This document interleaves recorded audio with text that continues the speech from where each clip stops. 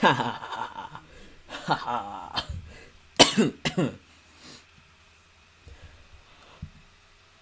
Ah!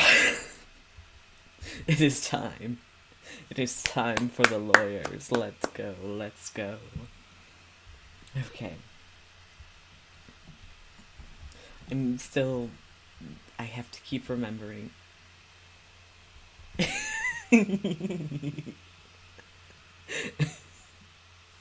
Good to know. Good to know I can summon gay people.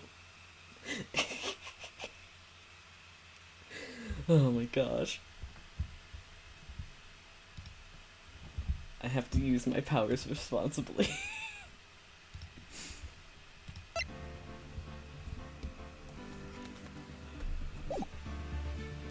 I have to get back to remembering how to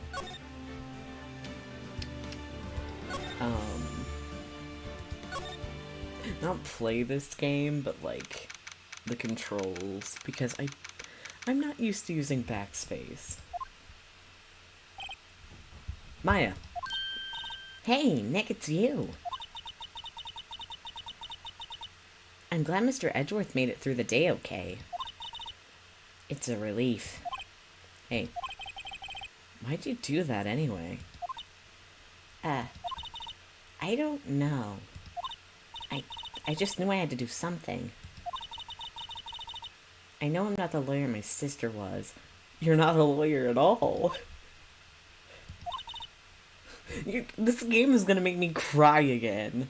Oh my gosh, I started crying on stream the other day because of her. I was like, Maya, no.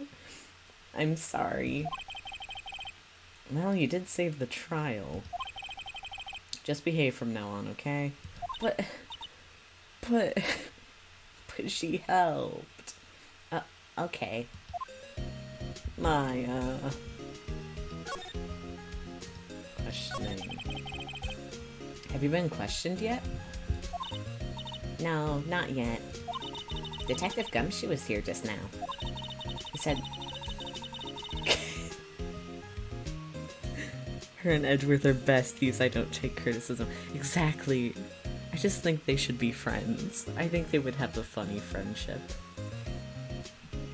He said, seeing as it was your first offense, I will let you go after questioning.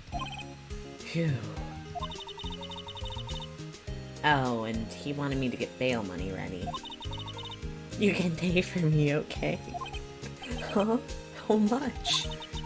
I don't know. I guess they'll send you a bill or something.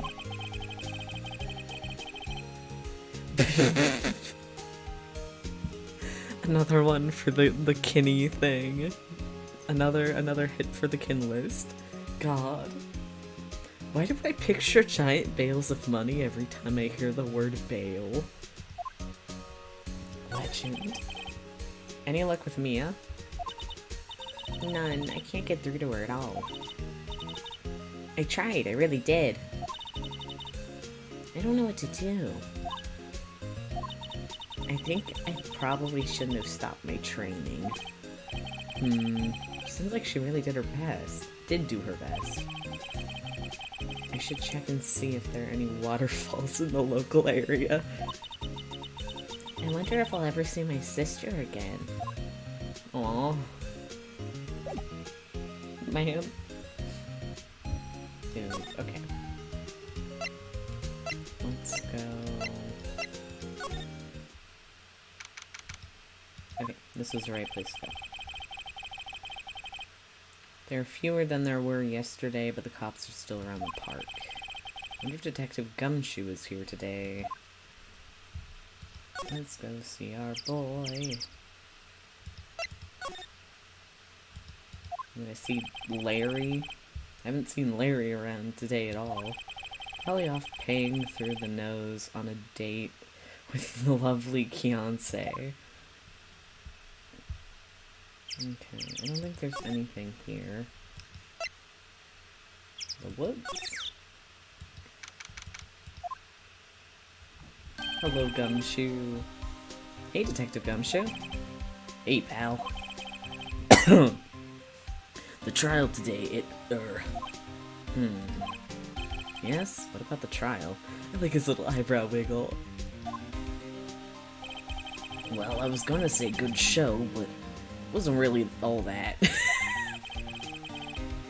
Though you did save Mr. Edgeworth, I guess. I just wasn't sure how to thank you, you know? Thanks? Okay, talk. There's trial. Detective Gumshoe. Any ideas what strategy Von Karma is planning for tomorrow? Sounds like he's bringing in another witness. Another witness?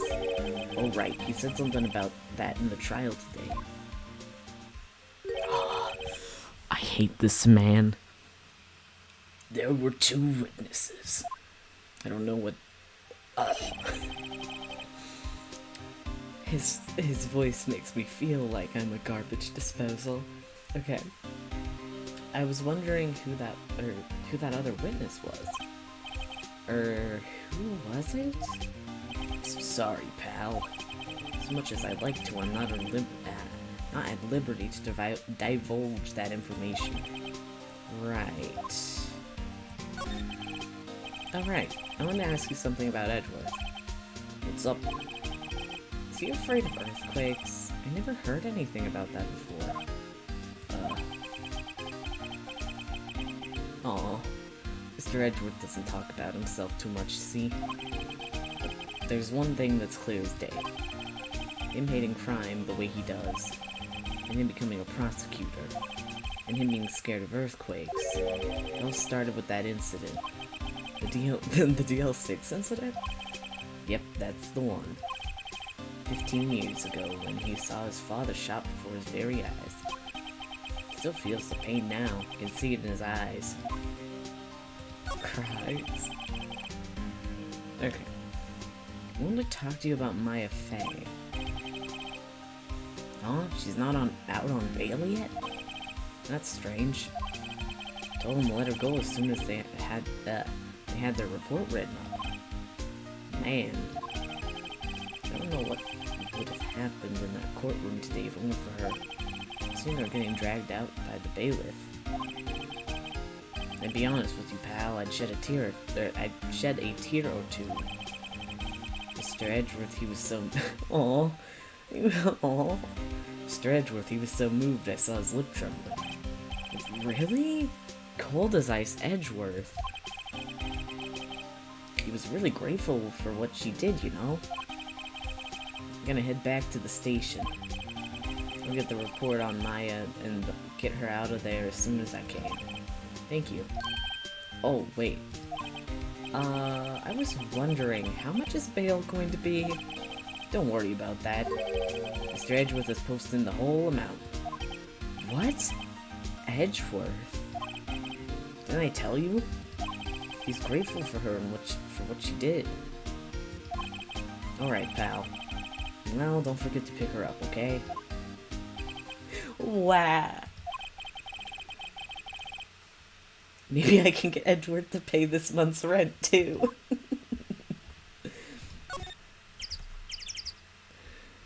Nice try, right? That's not gonna work. Okay. Beach. Move. Boat rental. Anyone at the boat rental? Looks like the boat rental shop is closed today, too. Okay.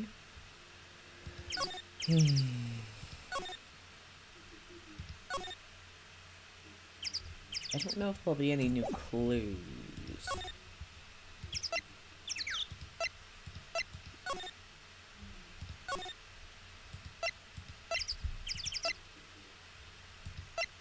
Criminal Affairs Office? Maybe? Detective Gumshoe's not here.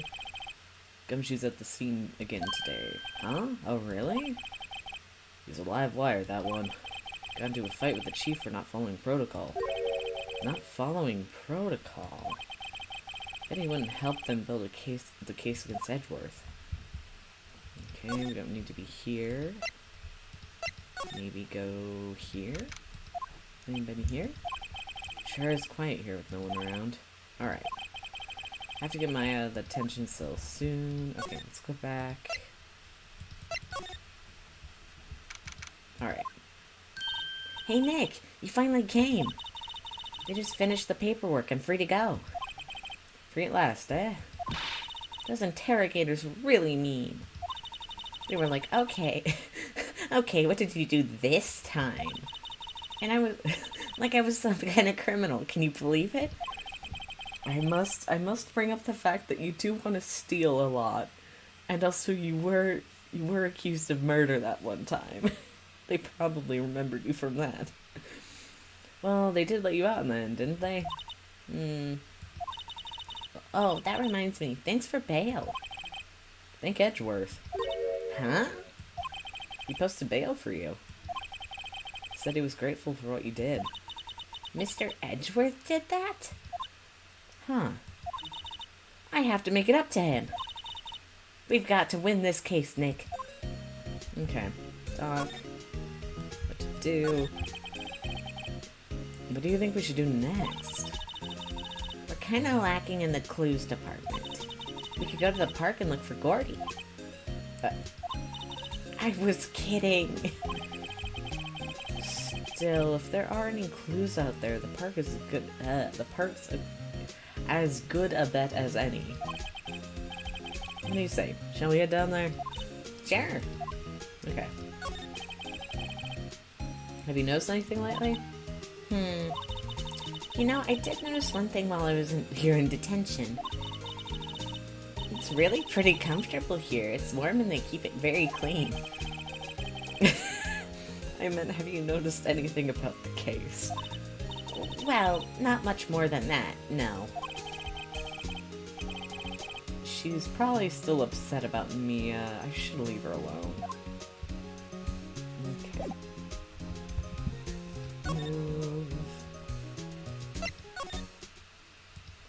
Anybody here? There aren't many cops around today, are there? They're probably back at the precinct working up the case against Edgeworth. Hey, y'all. Hey, it's Lotta. Y'all really did it today. What did we do now? Nah, I'm not complaining. See, I did a little thinking, a little self-reflection, you might say. I realized that being a witness is a mighty big responsibility. Oh gosh.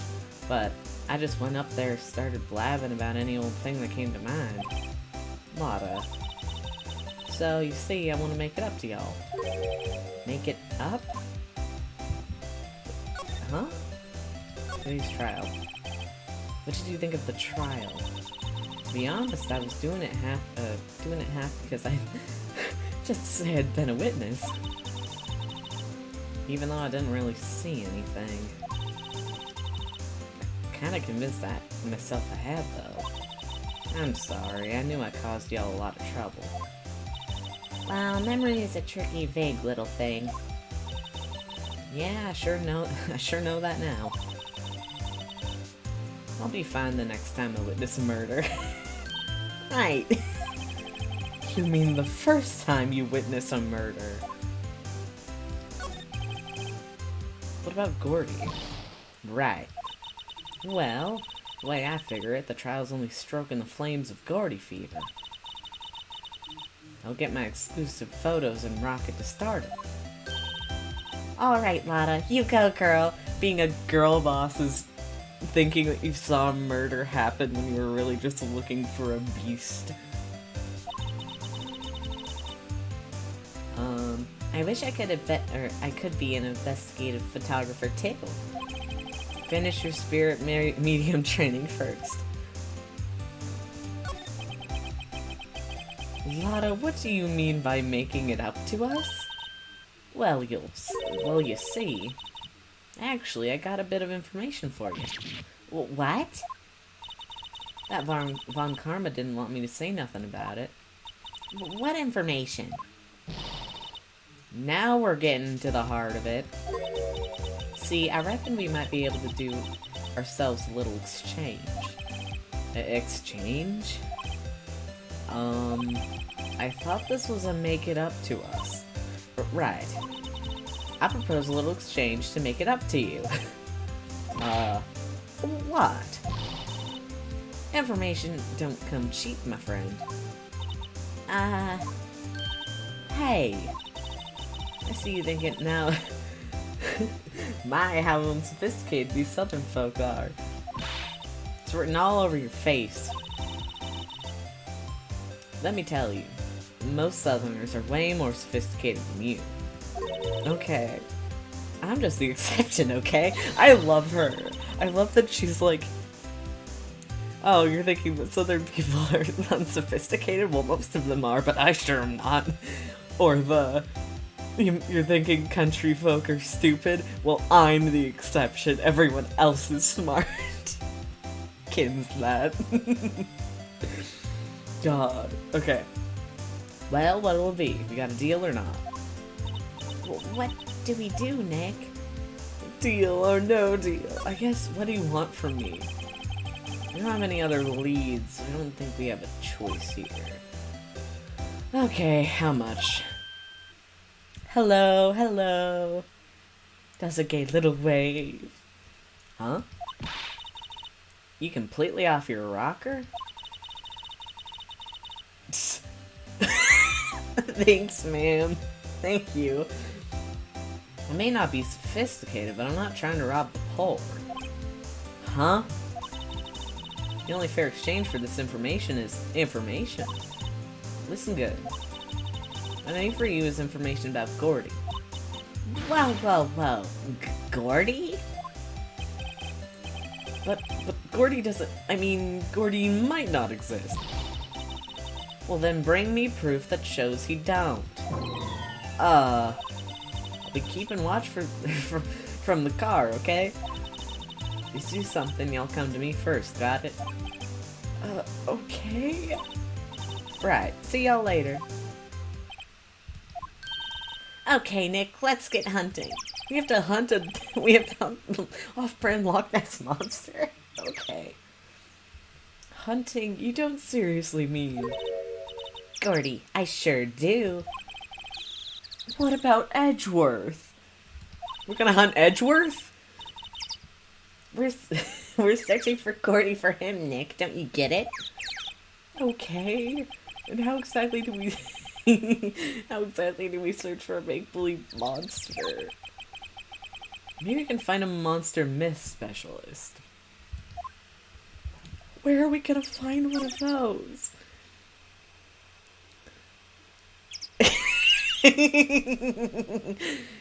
Yeah, Ace Attorney was good, but it was weird when they stopped in the middle of Edward's murder trial to hunt the Loch Ness monster. Yeah. Oh my gosh, yeah. Hello? Hello? What's that? The Steel Samurai, Nick. Yo, Maya. Larry, what the heck is that? Oh, it was my girl Beyonce's idea. She was like... she was all like, if you put it... if you, like, put this up there, it would be, like, really cool. Dude, she gave it to me along with the banner. Wow. Yeah, that's really... it's really impressive she can find those for you. Now she knows a lot of people. I like his little hand waggle. That's a very fun way to stim too, is having like really long sleeves and just flapping them around. And that show's finished now, so she got him for free. Right.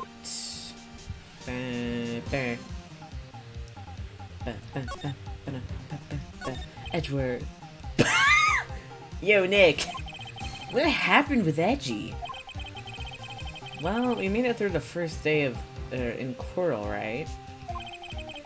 I don't know how good our prospects are from here on, though. Huh. Yeah, Larry. Did you know Mr. Edgeworth's secret weakness? He's terrified of earthquakes. Why are you being mean to him? He acts like a little boy. Don't be mean mean to him? Huh? That's weird. I don't think he was ever like that in school. No? Really? Well, we were only in the same class for a little bit. Transferred schools pretty quickly.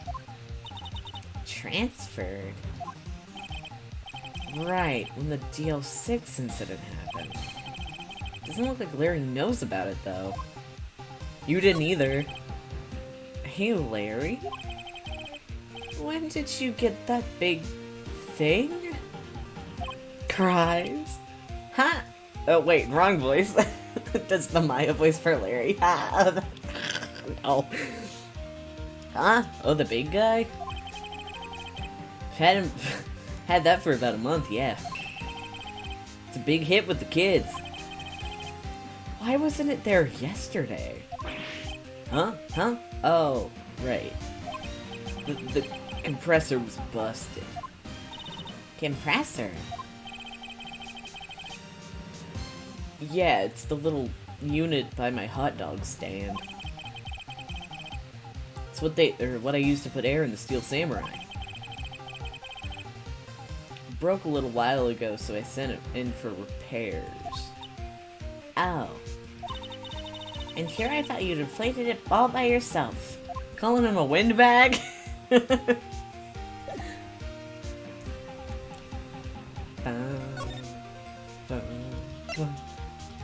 let's go over here.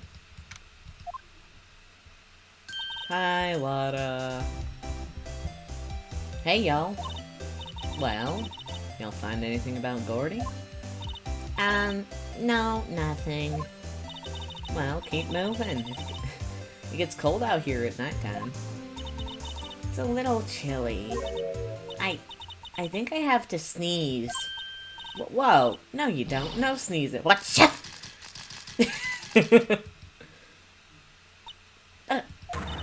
I told y'all no sneezing. See, I set the camera to respond... See, I set the camera to respond to things a little softer than the bang. It would trigger if one of Von Karma's fingers snaps now. Oh, I'm sorry. Yeah, well, sorry's nice, but what about my film? Nick, hey the lady.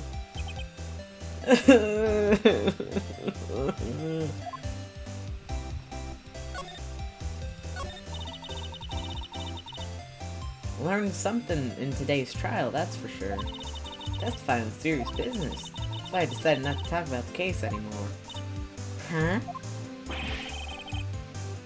Whoa, didn't you say you had information about the case? Tell us that at least. Like I said, I'll trade you the dirt. Trade you for it for the... Wait. Wait a minute.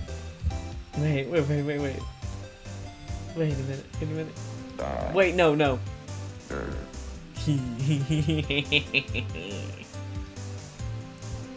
I'll trade you it for the dirt on Gordy. Gordy. What are you gonna do if Gordy doesn't exist? I'll quit being an investigative photographer. What? After all, I only have one photo to my name so far. Was it a good one? You bet. A UFO. UFO. A UFO? We've had this conversation before. Anyway, if I can't...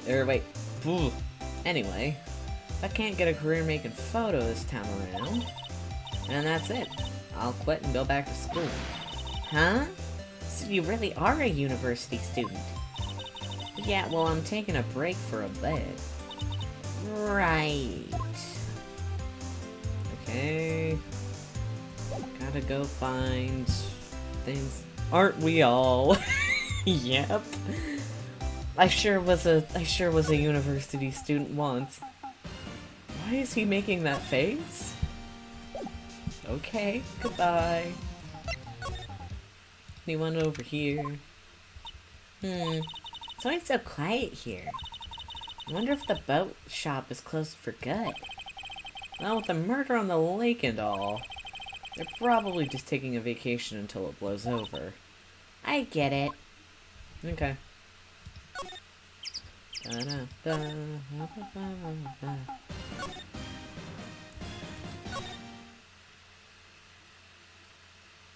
Okay. Hi, Larry. Larry, you want a gun? Get it?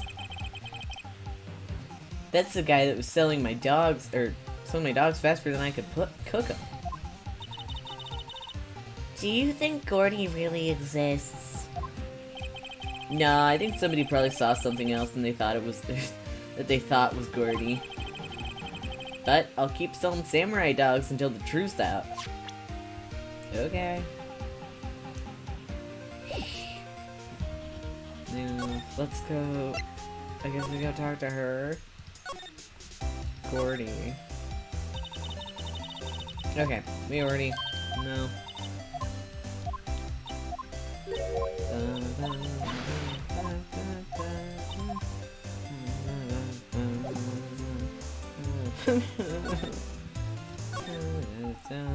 Present. I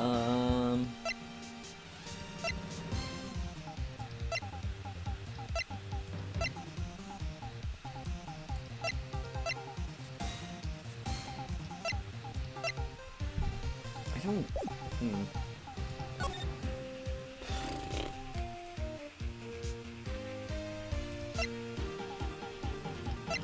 I guess we go somewhere. Visit the Criminal Affairs Department again. Hey there, pal. What's up? You look out of sorts. Wait, you didn't go and do something that's gonna get Mr. Edgeworth to hurt Mr. Edgeworth's case again. What do you mean again? Whatever, have a seat, pal. I'm here for you if you need anything. Besides money, that is.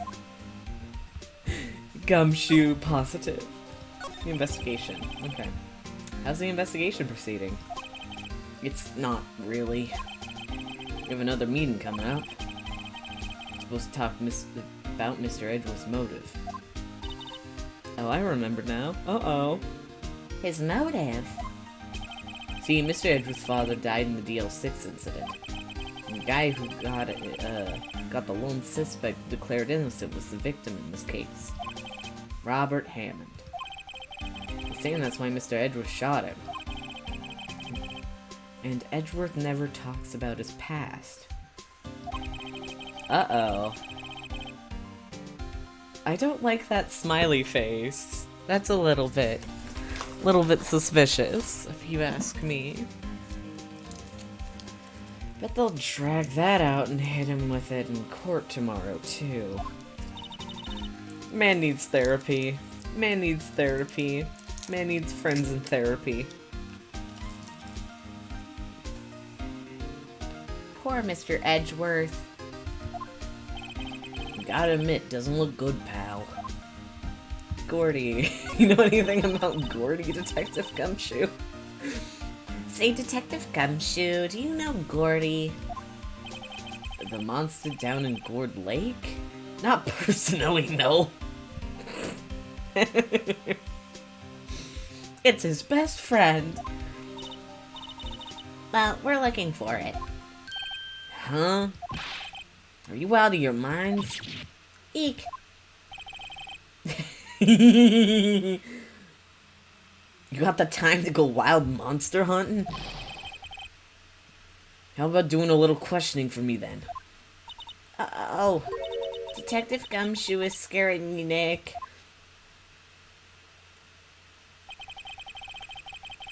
I told Detective Gumshoe about the deal with Lotta. Nick, try telling him sooner next time. Sorry. I like his little eyebrow waggle. It sparks a joy. You see, pal, sorry for shouting at you. Okay. I, Detective Gumshoe, will aid in your search for Gordy. What? I'll loan you one of... What does that mean? Is it a gun? Do I get another gun?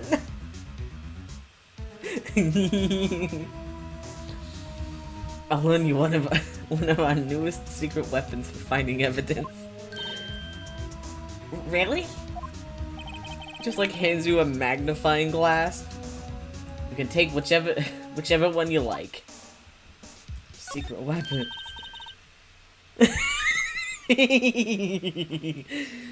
I'm gonna help you catch the Loch Ness monster. Here's a gun. I think that's the best thing to use for trying to find the Loch Ness monster. Actually.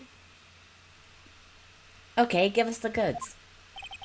Hold on now. Everything in due time. First, let me show them to you. Kill. He just like flexes. This type of gun, I'm gonna beat up the Loch Ness monster. Oh my gosh. These are our best and brightest. Introducing. Oh wait, that's his dog. I was like, is he actually gonna give me a missile? Hello. Introducing secret weapon number 1, missile. Missile? He's a canine police dog, still in training. Missile, here boy. Oh, little baby. Woof. Here he is. Hey, he's cute. Look, Nick, cute dog. Cute dog. And this will help us how?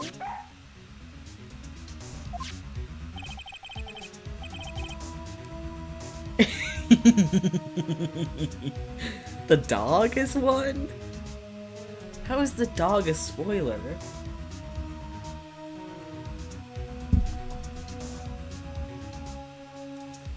Babe, you gotta remember, I have a horrible memory. Fishing minigame. Of course Ace Attorney would have a fishing minigame. Next, secret weapon number 2, a fishing pole.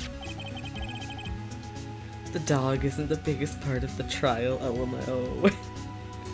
Maybe the dog's really important. You don't know. Well, you do know, but you don't know.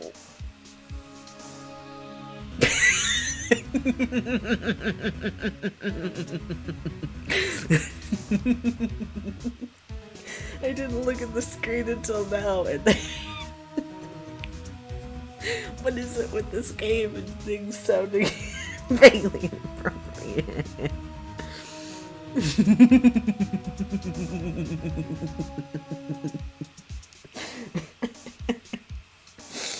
I have the maturity of a 12-year-old. It's so dumb. Here, this is my own personal poll. Detective Gumshoe, we're looking for a monster.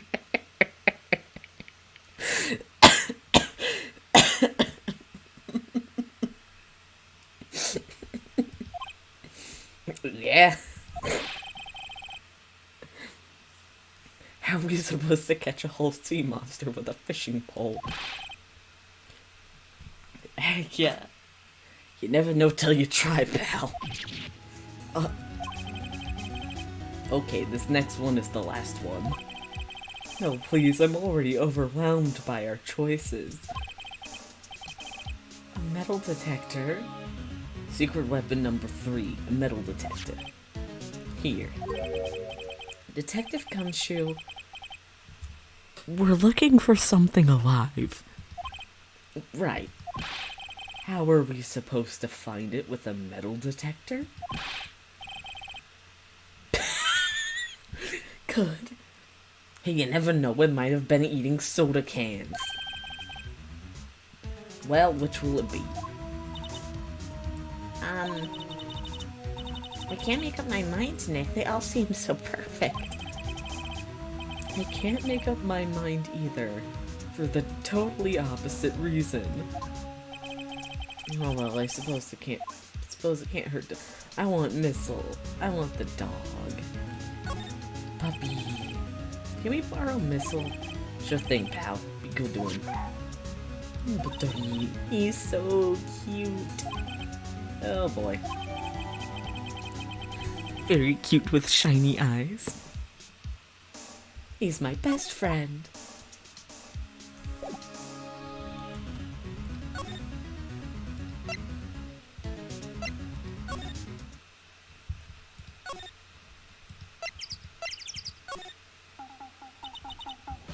Hey, Nick. Missle's been acting strangely. Missile. Oh, right. That little creature of the detectives. He's a little creature. Hey! Hey, I love little doggies. Good boy, good boy.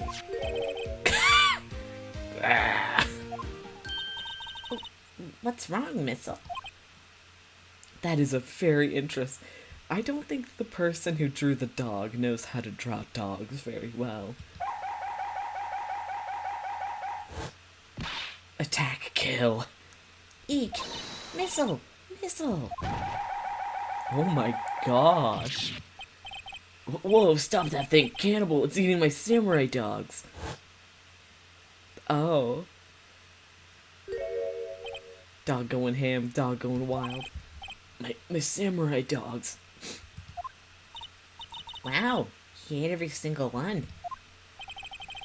I'm sorry, Larry. Sorry. Sorry doesn't pay my bills, Nick. It's going to have to this time.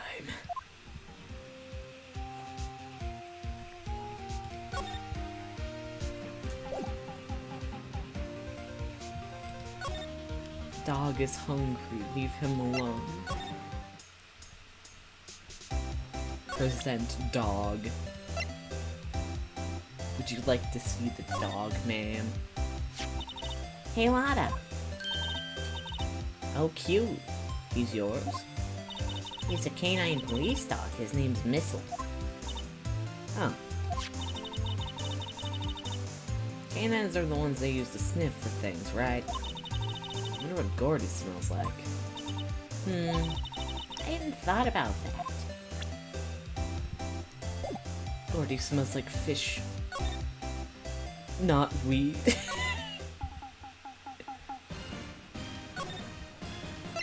Boat rental.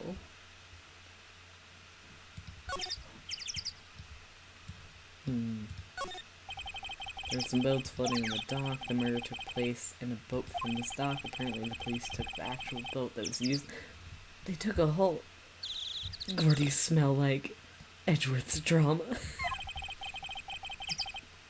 Indeed, there's a space for one more boat at the dock.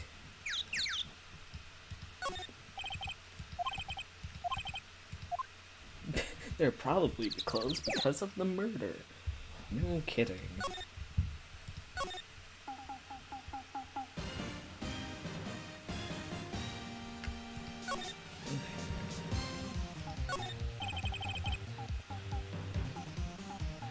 Doesn't that steel samurai look a little out of place? I mean, it's so huge.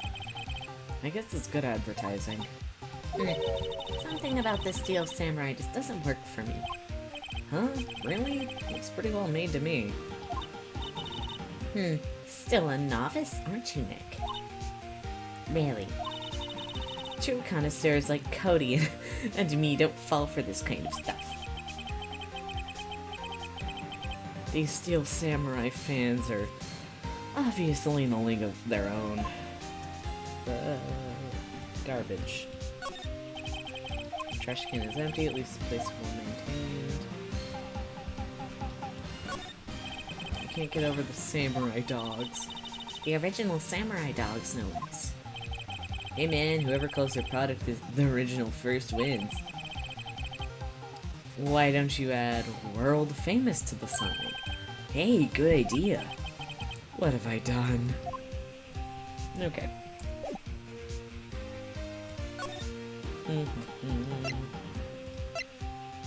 Guess the dog wasn't the right thing. Let's go. Talk. Detective Gumshoe, can we borrow one of the other things? Yeah, sure, pal. But I have to take back the last one I lent you, department policy. Well, take your pick, which will it be? I'm gonna go with a metal detector, just because I want to see if we can find anything else than Gordy with it. Sure thing, pal. Not sure what we're gonna find with this. Remember, you're hunting for a monster. Anything is possible. Anything. Gordy eating cans. Gordy hoovering up cans from the bottom of the lake.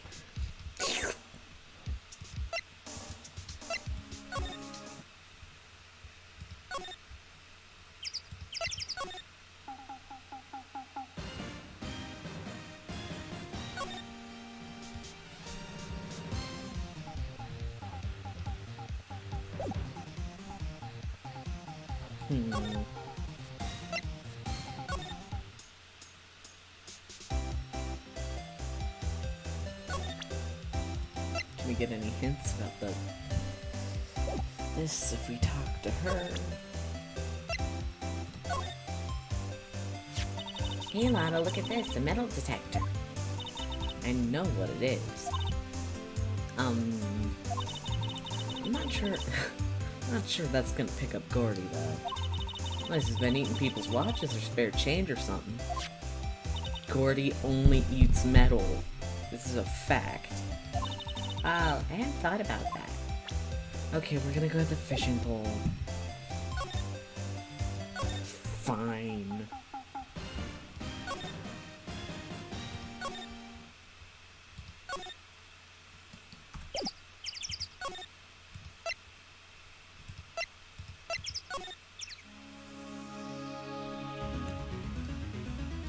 Hmm?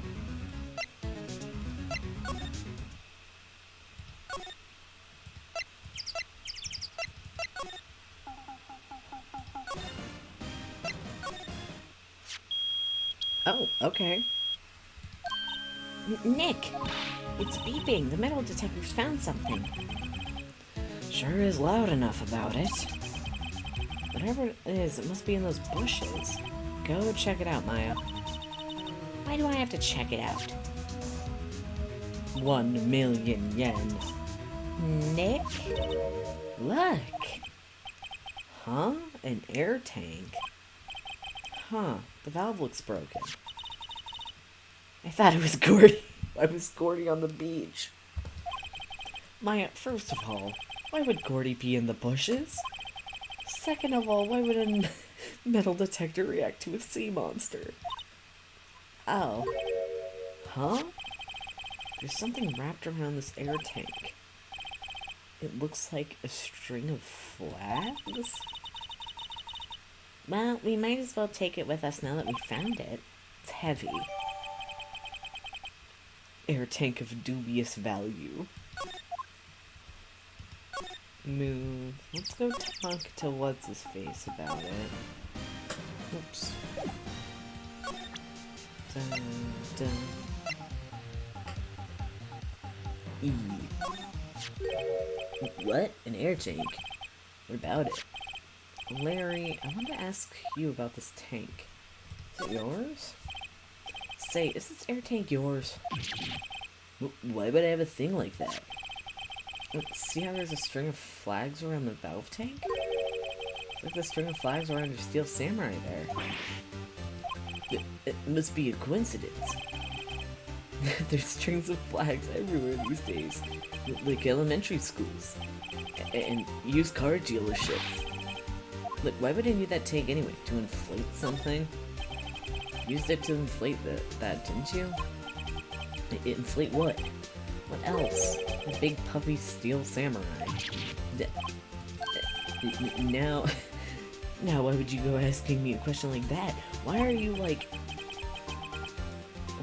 Huh? Looks like I hit the nail on the head.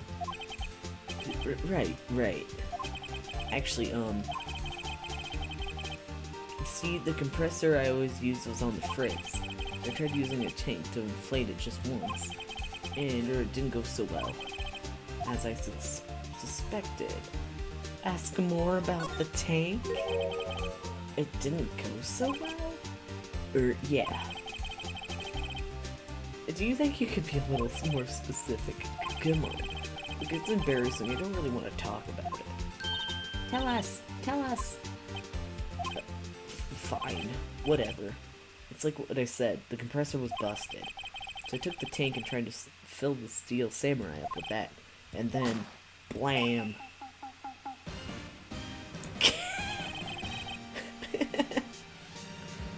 valve busted open and made this incredible noise.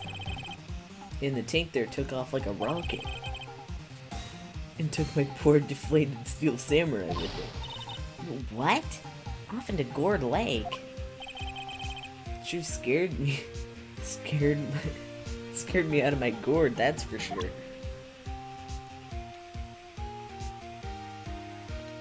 Wait, is this... Oh.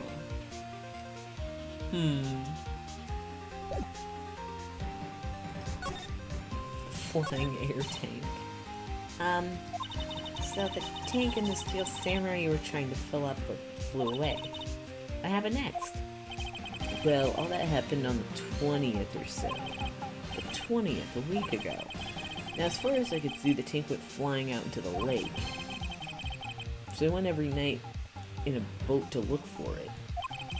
I mean, Kianse gave me that steel samurai after all. And when did you find it? Just the night before last. I flew out there. It took me 4 whole days to find it. The night before last was... the night before last was the night of the murder. Sorry for not telling you, Nick. Larry? Larry?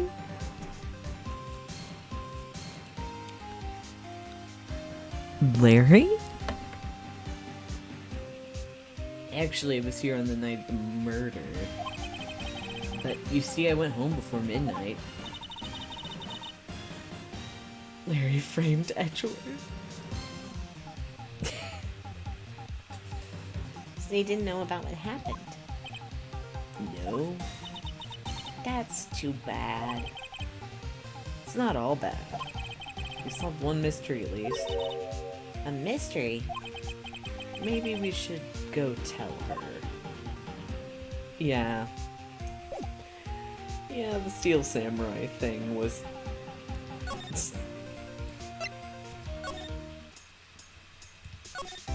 Gordy. Well, Mr. Lawyer, I keep wanting to do the Rita voice for her. Got all the information y'all need. Y'all got the scoop on Gordy for me yet? Gordy doesn't exist. Lotta, there is no such thing as Gordy. What? How can y'all be so sure? Really, Nick? Y'all got some proof Gordy doesn't exist? The proof is... the proof that Gordy doesn't exist is... here. Of course I have proof. No lawyer with his badge would make a claim without proof to back it up. Here's the proof that Gordy doesn't exist. Gordy was the steel samurai. Larry's air tank? What are y'all doing with an air tank? This... This is Gordy.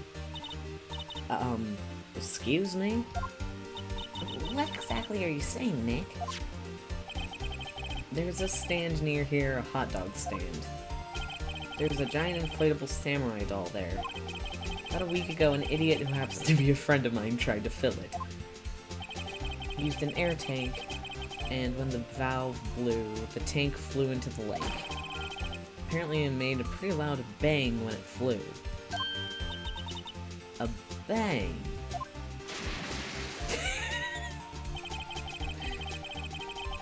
The tank with the still deflated samurai fell into the lake. At the time,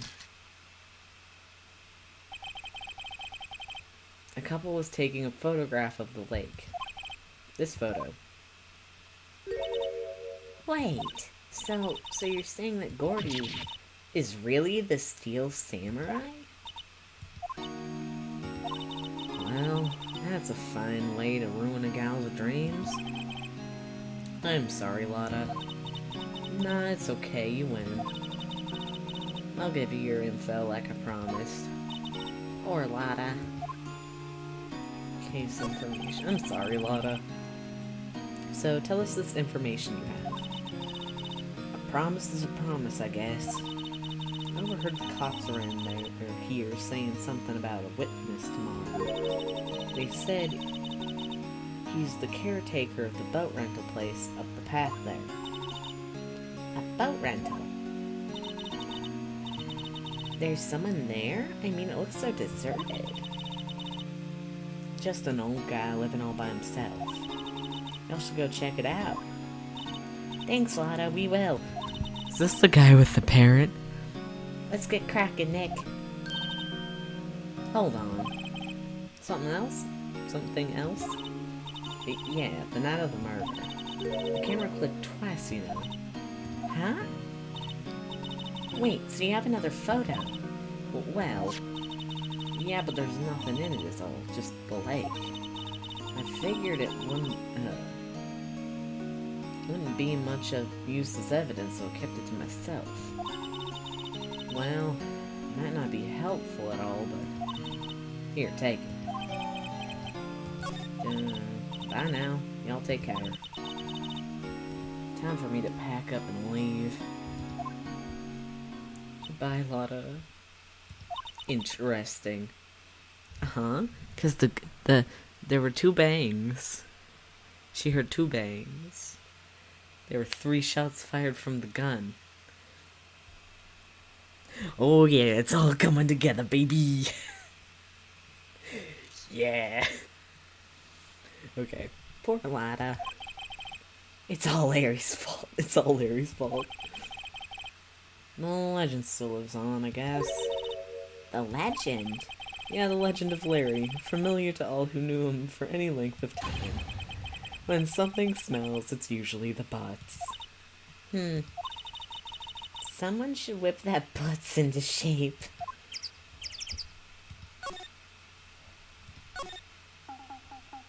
Hi, Larry.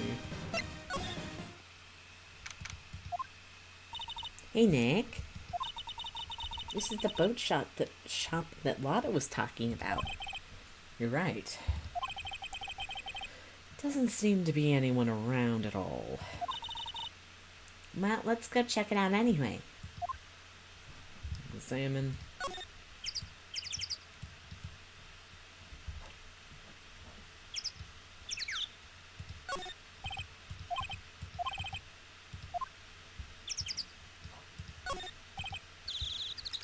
There's a forest off that way. I doubt we'll find any helpful clues in there. How do we get in? Let me in, let me in.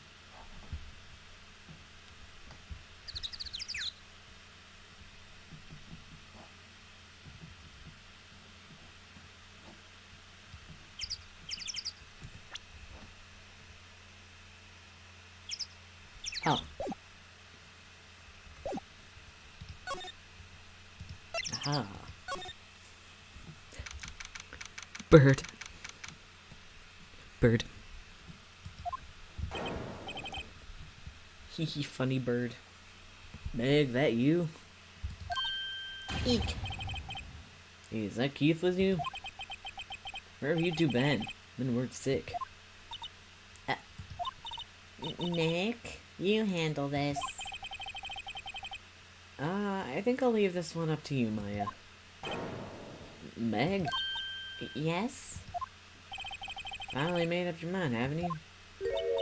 My mind? You're around the pasta shop when I'm gone. The pasta? Glad to hear it, glad to hear it. Made your old man proud. When you kids left the house, I didn't know what to think. I'm supposed to keep this place running, an old man like me. Polly, the kids are home.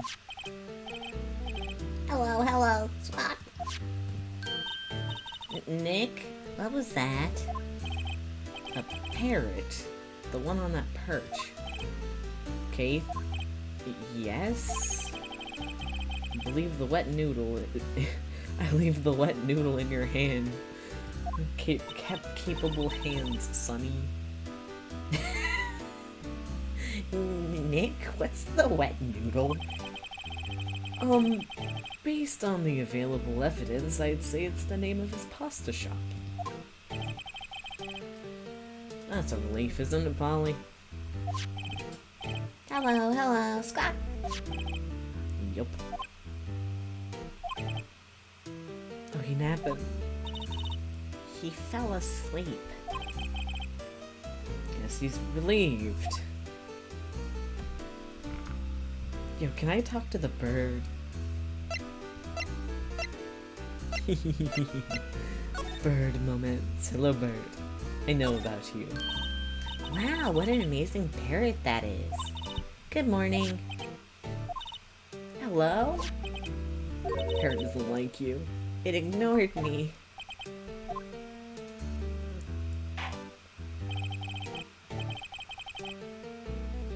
What, you forgot Meg? You gotta call her name first. Her name? Polly, how you been? Hello, hello, squawk. See? Neat, so the parrot's name is Polly. Hello, Polly. Too bad all she can say is hello. Well, Polly can say lots of things. Just need to know the secret words. The secret words? Polly. Is one of them pasta? It looks like a kitchen unit. It's pretty clean. Funny, he doesn't look like the type of the type that would keep things tidy like that. You're forgetting Nick. He's running a pasta shop here. Okay. Oops.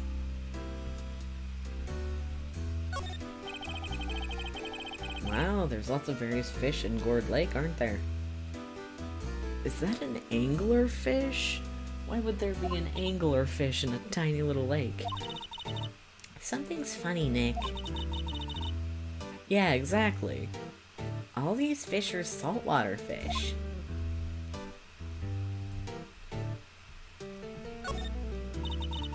Look, a little safe. It's locked. My stealing moments. Wow, he has a television in here too. Pole. This fishing pole looks expensive. It does. Fishing, my detested. Look, Nick, he has an electric blanket on his table. Looks warm. That's a great idea. We should do that at the office. We can sit down with our clients, snug and warm, and drink hot chocolate. And what, talk about murders? You're a party pooper, Nick. I don't think that... Okay.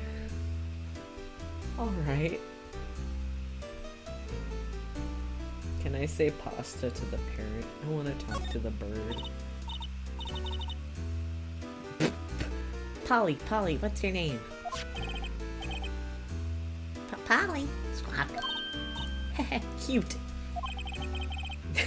Maya's found a new friend. Epic bird. The pasta restaurant. The pasta shop. Yup. To think the wet noodle will live on when I'm gone. My father started it, you know. So that makes you two the third generation. Meg, Yes? tomorrow we'll start the secret of dough tossing. The dough tossing? You too, Keith. Yes? You'll be the best pasta wrangler the West has ever seen. Pasta wrangler? The West? Isn't pasta from Italy? Meg? Yes? You know the best pasta's always made west of the Rockies, don't you? Right, of course. Everyone. Wait. Right, of course, everyone knows that. Nick? Huh? How long do we have to keep this all in the family charade? This old man must know something about the murder. We're not leaving until we find out what that is. Okay, boat rental shop.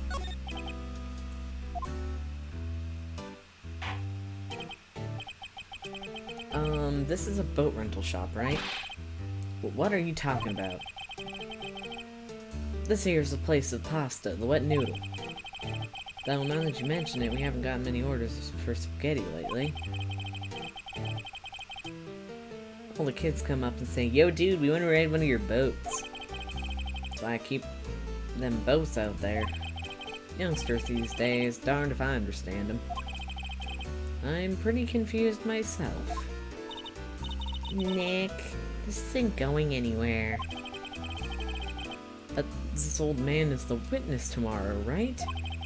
We've got to find some way of getting information out of him. Okay, Ollie.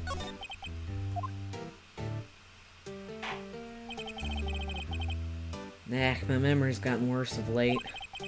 That's why I just tell anything important or everything important to old Polly here. Everything important? I wonder. Polly, what's the number to the safe? 1228. Squawk. Ah, pain.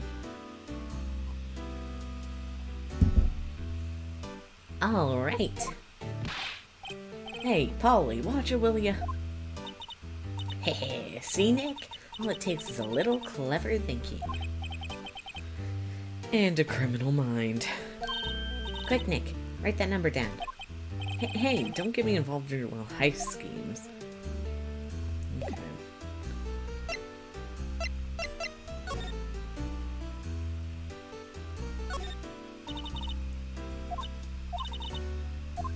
Well, we have the... I guess we're not stealing.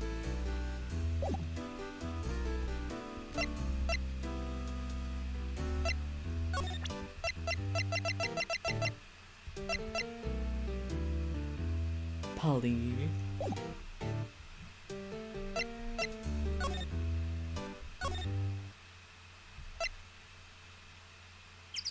Polly might have more? Okay, move. Oh, caretaker shack.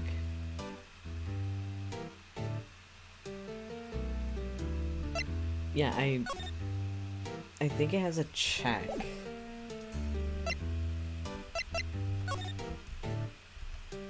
Yeah.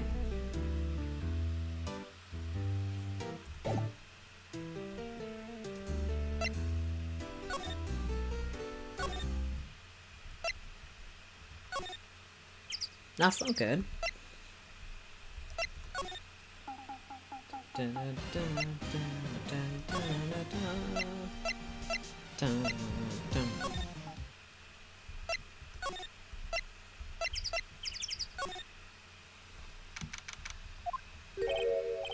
Detective Gumshoe isn't here. Now that you mention it, didn't you say you had a meeting to go to? Ah, that's right. Let's come back later. Okay, move. Detention center? We haven't been here in a while. Looks like Edgeworth isn't questioning. Let's go back later. Guess so. Guess we go back here? Fresh air. I gotta say, freedom feels great. Behave yourself in the courtroom tomorrow, okay? Hehehe. Misbehaving's much more fun. It's not gonna be much fun when Edgeworth refuses to pay your bail again. Right. I'll behave.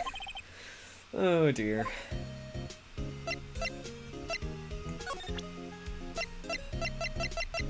Bird.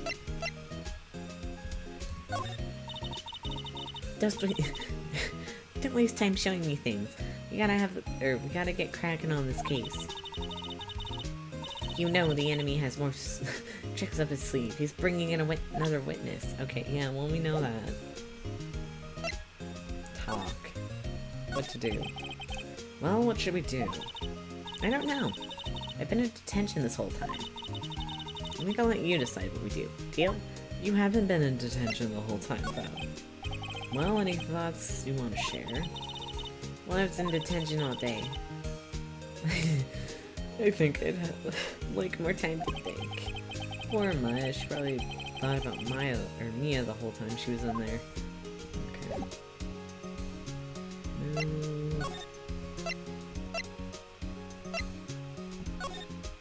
Guess we're going to Grossberg's? Apparently Mr. Grossberg is on vacation today. Well, I guess I can come back tomorrow if I need anything. Okay. Position center. Move.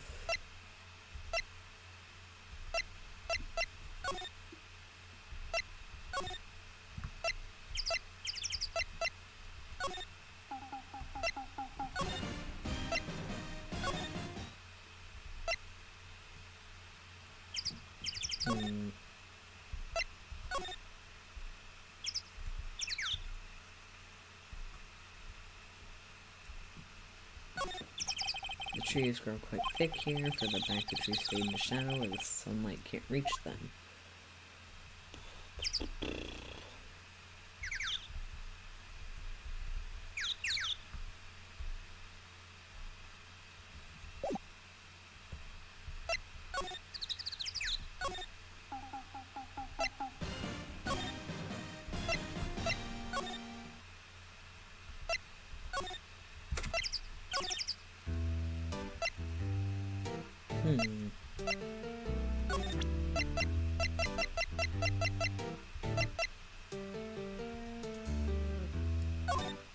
Poem image. Now listen here, Keith. Remember that tricolor pasta we were talking about? Our rainbow leaning. I figured out what the last color we should use. Indigo blue. Indigo blue? That didn't seem to work the way I thought it might. Okay. Whoopsie.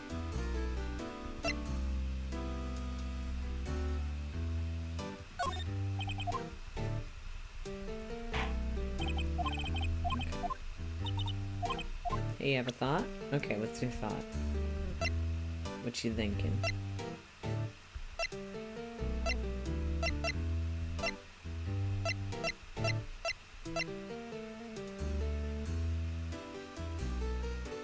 We won't talk to Keith about a murder.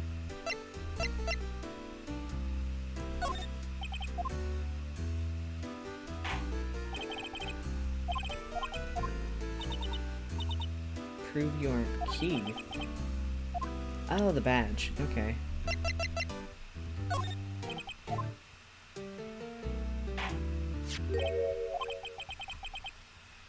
That a lawyer badge? Yes, it is.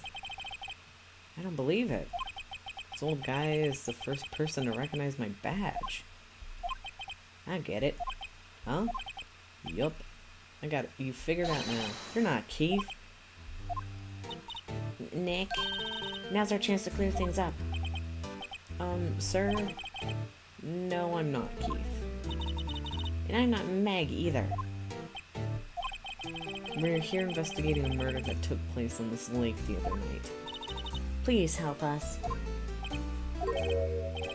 A lawyer, huh? Please, mister. Alright, I'll help. But on one condition. What's that? When this case is over and done, you run the wet noodle.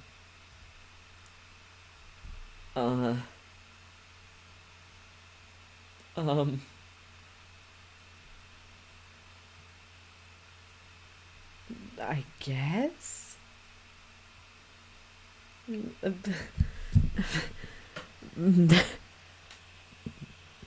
Get that cash money.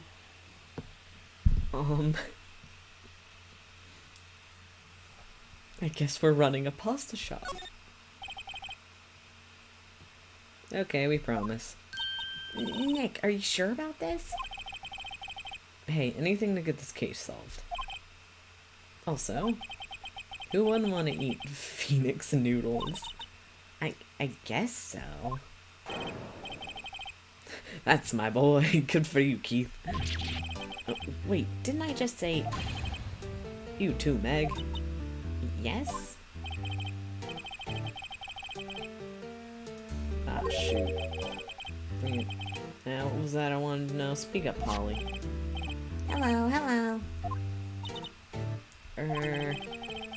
Now he's talking to the bird again. How do we get him to talk to us? Okay, show it again. And we refuse. We won't run your cringe noodle shop. Oh my gosh. I think I'll hold on to it if you don't mind. Ah, shoot.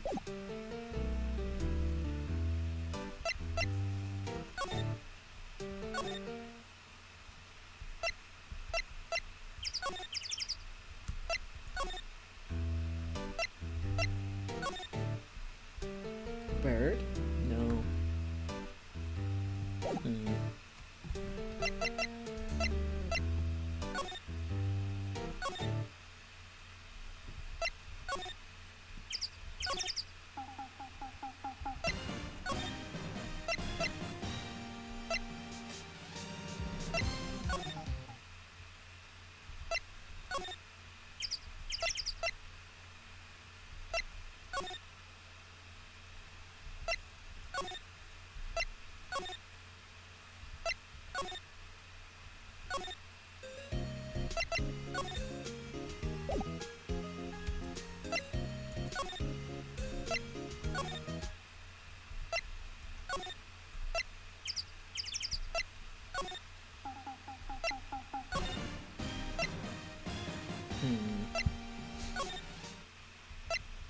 I'm assuming I have to do more with this dude.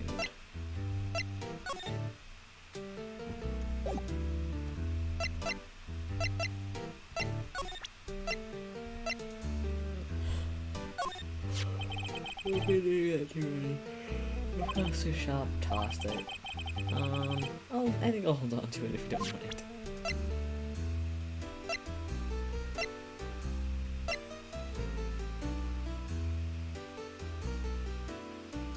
I showed him the badge and bird image.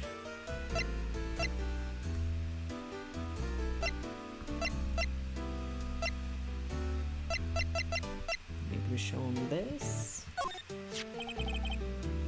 Yup, I've seen this. You know something about this, sir? Keith. Yes? It's okay, you can call me Dad. Dad, you know something about this? Yep. The other night out on the lake. Yes, yes?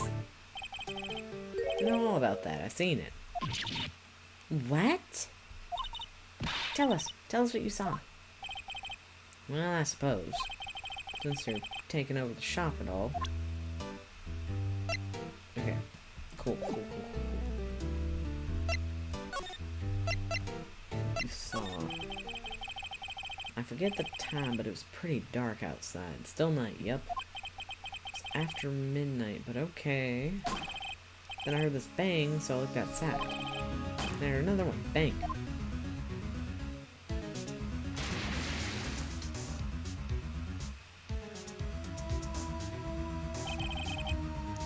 A little while later, this boat comes back.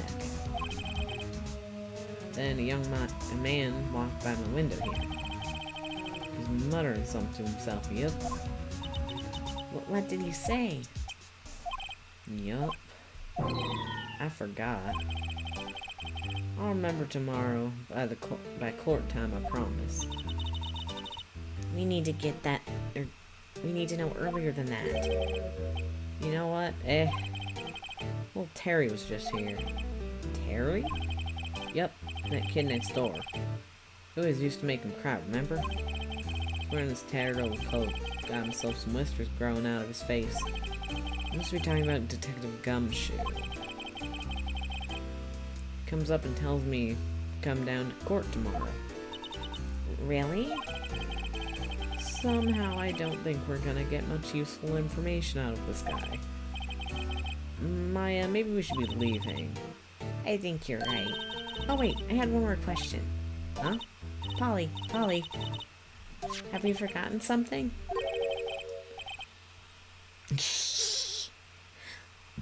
Don't forget DL6. Huh? What did you just say, Nick? One more time, Polly. Don't forget DL6. Flap. What? The DL6 incident? Hey, Dad. Oh, he's out. This is getting weird. Who is this old guy? Why would that bird Polly know about DL6? We have to figure out who that old man is. Oh, What? he locked the door from the other side. Who could that old man be? I think I need to do a little more research on this DL6 incident. Maybe I should ask Detective Gumshoe. Okay.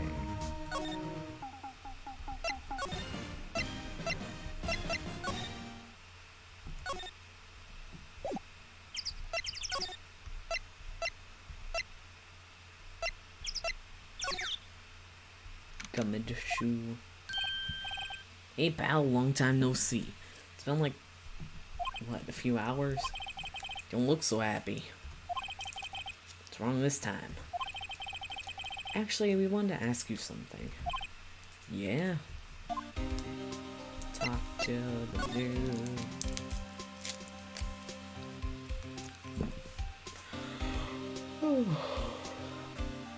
Ow.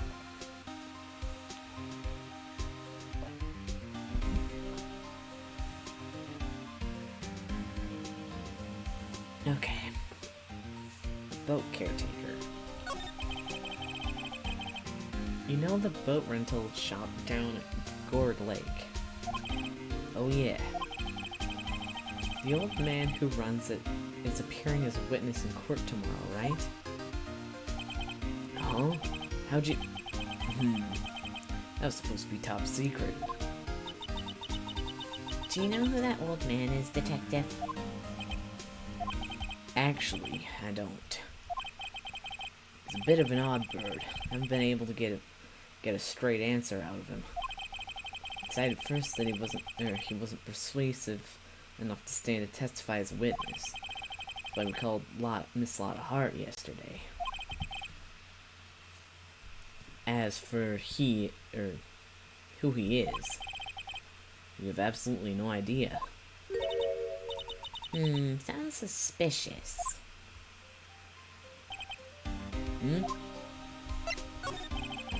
Detective Gumshoe, please help us. Huh? Sus, perhaps. We need to know about the DL6 incident. That was when Edward's father died. I can't help, but I think it has to do something with this current case. To tell you the truth, I don't know much about DL6 either. Mr. Edwards forbade us from reading the file. So, I'm afraid I can't show them to you either, pal. What?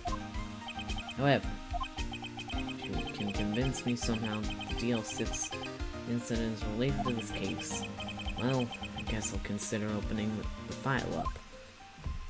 Let's go talk to Gay Boy. He's not here, never mind.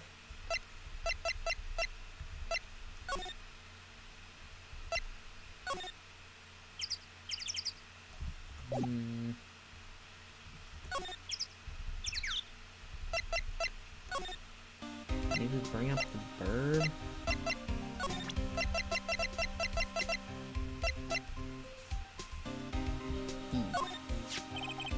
Is that a parrot? The old man at the boat shop's parrot. The parrot knew about the incident. That incident? The DL6. What? Polly, have we forgotten something? Squad. Don't forget TL6. Huh? Epic bird. I'm pretty sure that old man must have taught her that word. Yeah, but I don't know. But how would that old man know about the DL6 incident? Wait, what if that old man was connected to DL6? Nick, you think he might be? I get you. Sounds like you need information on the DL6 incident. Through there is the station's records room. I'll give you special permission to go in and find what you need. Oh, right. Way to go, Detective Gumshoe. Okay, Nick, to the records room. I guess it's time we faced Edgeworth's past. Okay.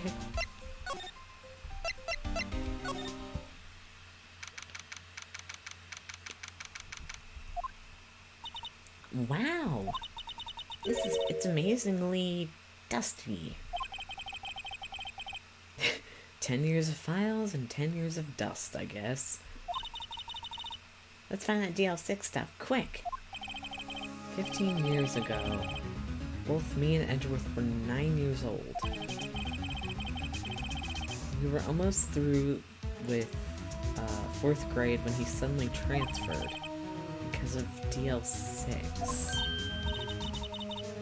Nick, I found where the file is. Oh, thanks. Just let me know what you want to know about the DL6 incident. I'll go check the right file. Okay. Well, first I have to get a handle on the main facts, like a summary. Right. Summary. Found it. Here you go. December 28th, 2001. That's exactly 15 years ago from the day after tomorrow. So in 2 days, the case is closed. The incident took place in the elevator of the district courthouse. What? Is this the same district courthouse where we've been holding the trial now? Looks like it. There was a large earthquake at 2 p.m. on that day. Part of the court building collapsed and all the lights went out.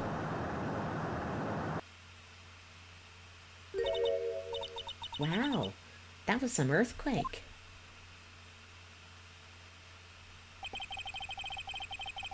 At the time, 3 people were trapped in the elevator. It took 5 hours for them to be rescued. 5 hours? Okay, I'm doing the wrong voices.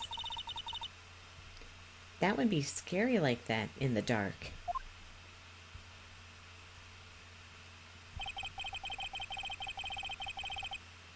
There was a lack of oxygen in the elevator and the survivors were unconscious.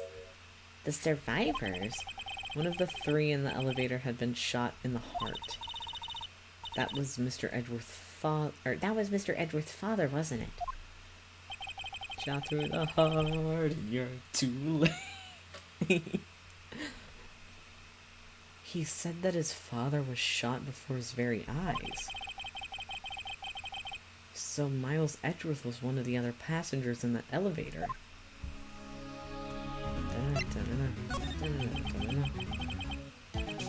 Do you have data on the victim, Edgeworth's father? Yeah, hold on. Victim. Here, found it. Gregory Edgeworth, 35, defense attorney. Gregory Edgeworth, 35, defense attorney. If he were still alive, he'd be 50. He had lost that day's case in court and got in with the elevator with his son Miles. Miles Edgeworth, of course. So he was in the elevator with his father. We already said that.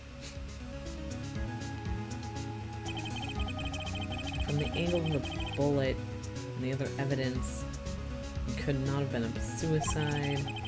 The murder weapon, a pistol, was found in the elevator. The pistol had been fired 2 times. Where have I heard that before? Huh, it sounds just like this current case. What's going on here? Got any data on the suspect in here? That would be the guy that my mom got arrested. Hold on, this is it. The man arrested and then, as a suspect in DL6 was Yanni Yogi. He was a clerk in the court, apparently.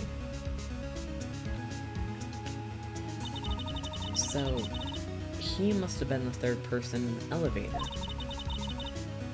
Well, he had to, then he had to have done it. But he was found innocent thanks to his defense lawyer, Robert Hammond. Hammond, the victim in our case. Right. The suspect, Mr. Yogi, was oxygen deprived, so much so he had brain damage. He lost all memory of being in the elevator. After he was declared innocent, he disappeared. Where could have Yogi gone to, I wonder? He may be closer than we think. Oh! I guess I know generally what happened in DL6 now. I still don't know what sort of impact the whole thing had on Edgeworth. Nick, are we going to take the whole file? There's too much. We'll never get it out. You're right. How about we just take what we think we'll need? Okay. Right. That's probably all we'll be able to find here. Now, all that's left is the trial tomorrow. Wonder how Dad will testify in court. We'll do testifying in court. Okay. Bam, bam, bam, bam. Da, da, da.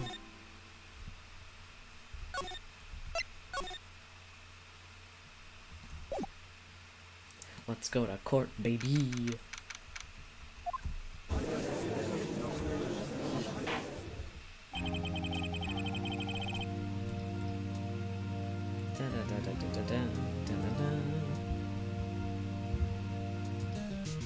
Okay. The court is now in session for the trial of Mr. Miles Edgeworth. The defense is ready, Your Honor. Oh, this man. Very well, but apparently the prosecution is also ready. Who was the judge here, anyway? Mr. Von Karma, your opening statement. Very well, no opening statement, so...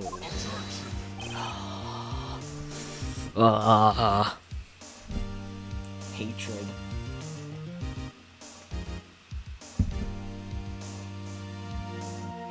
Not so fast, Judge. I was taking a meaningful pause before speaking. Right, of course. A prediction. Today's trial will end 3 minutes from now. I'm going to beat you to death, old man. Order, order. Mr. Von Karma, what is the meaning of the statement? Your statement just now. Bah, must you question everything? It will be over in 3 minutes. We have no time to waste.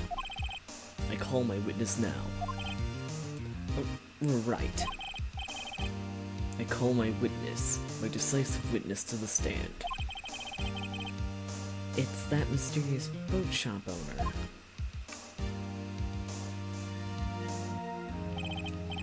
Witness, state your profession.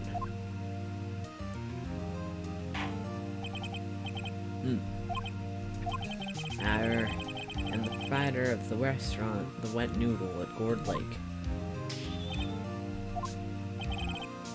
And I also rent boats. The night of the incident, you were in the boat rental shop, correct? Yep, I was. Please testify.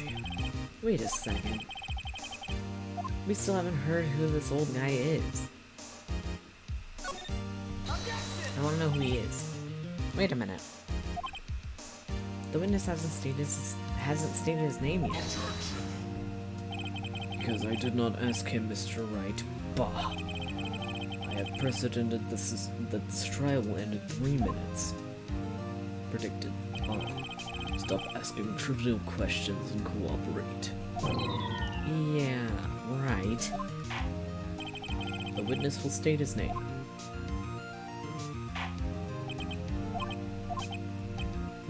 Well, not really sure, yep. What do you mean? My, memory. Your Honor. The witness does not remember anything beyond the last several years. Ergo, he cannot recall his own name. He can't recall, you say. Yes, but the incident in question took place 3 days ago. He can testify. Ugh. Very well. Let's hear his testimony then, shall we, witness? Da, da, da.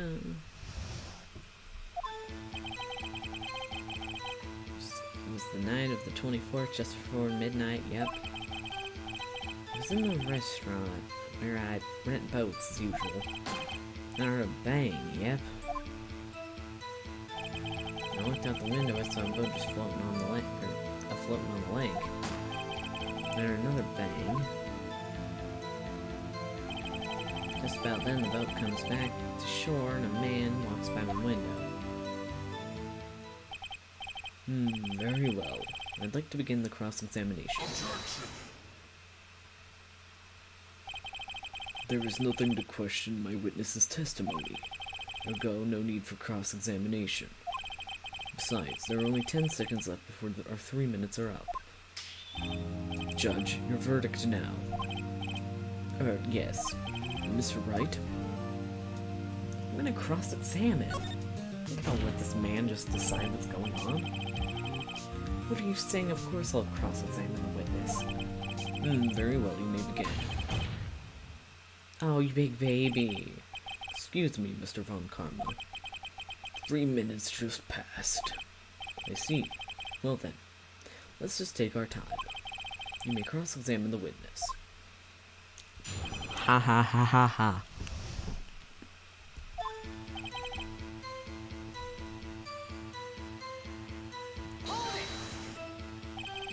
Just after midnight, you say? Yup, just around then. Are you sure? Pretty sure, yup. When I talked to you yesterday, you were rather vague about the time. I'm surprised you seem so sure about it today. Hate this man.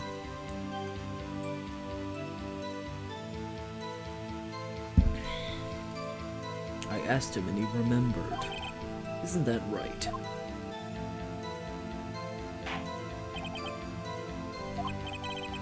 Don't glare at me like that. I remembered it clearly. I did. Yup. You see, continue.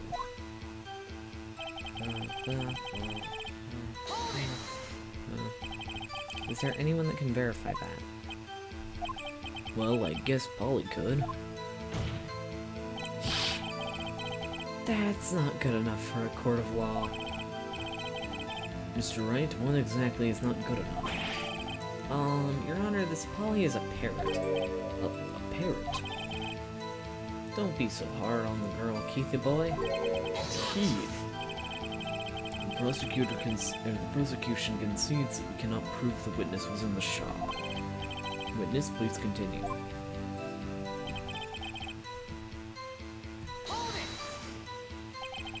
And where did the bang seem to come from? In the lake, I figure. Are you certain? Yup. Good, continue.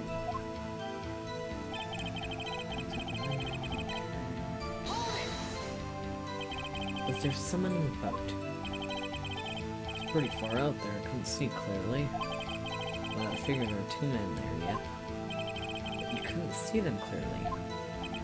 Yup, at the time, that is. At the time?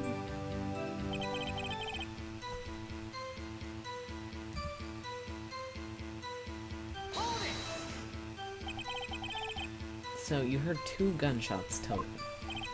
Yup. That's what Lotta said in her testimony yesterday.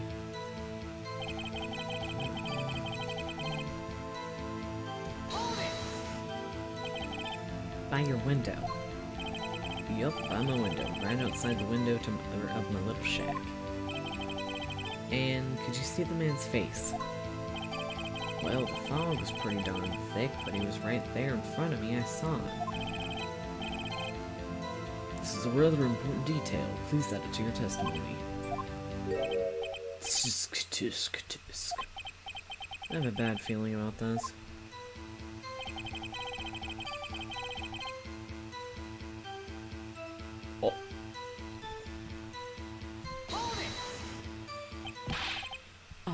you sure?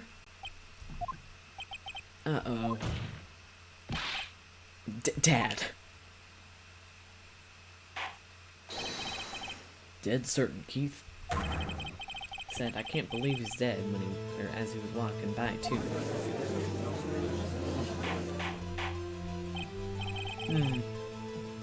Witness, are you sure the person that you saw was Miles Edgeworth? It was him, that Edgeworth boy. This sounds like decisive evidence indeed. See no room for doubt.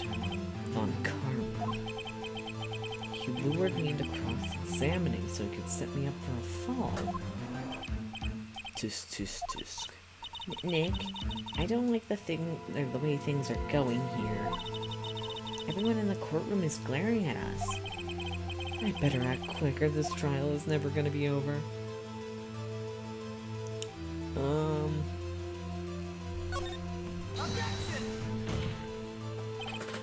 Your Honor, you proved in yesterday's trial that it could not have been Edgeworth who fired that gun.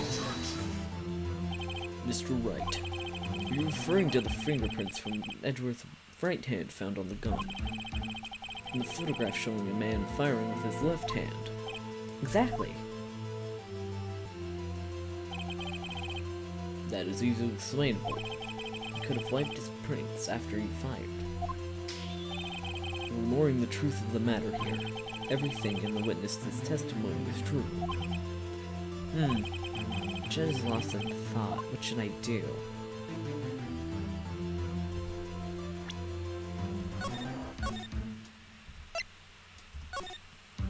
I'm just gonna keep being annoying. Your Honor, this witness claims that Edgeworth said, I can't believe he's dead. But his words are all we have. If he were telling a lie... Mr. Wright, in a court of law, the evidence tells all. Apparently you've not yet realized even this basic fact. If you say his testimony is a lie, show us proof. Nick, do we have evidence? It's no good. There's nothing I can do. Are you sure? To be honest, I don't know what to do anymore. Please. Can you hear me, sis? Please. I need your help. Nick needs you. Tisk, tisk, tisk. 3 minutes was perhaps too high an expectation.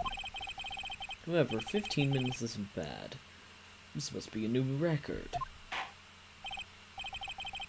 Enough. The witness may leave the stand. Man's passed out. Ah. This court sees no reason to further prolong the trial. Or is there any need for more time to decide the case against the defendant? This case is extremely clear. I see no room for misinterpretation of the facts. What? No! Court finds the defendant Miles Edgeworth. Huh? The accused will surrender to the court immediately, to be held pending trial at a higher court within a month from today's date. That is all. This court will be adjourned. Huh? Maya. Hello? Huh? What? Larry? What are you doing here? Listen, you gotta listen to me. I was there in the park the night of the murder. I wasn't sure about it until just yesterday. But today I remembered it. Remembered what? The gunshot. I heard it too. I ordered? What is the meaning of this? The verdict has been decided. I call for adjournment. One moment, Mr. Von Karma. So you say you heard a gunshot? Yeah, I did. A gunshot that night. I was sitting there, here in the audience listening to the testimony. Then I realized something you said was different from what I remembered. Anyhow, I couldn't just sit there and, what you call edgy a murderer. It's just not right. I'll testify. Let me testify.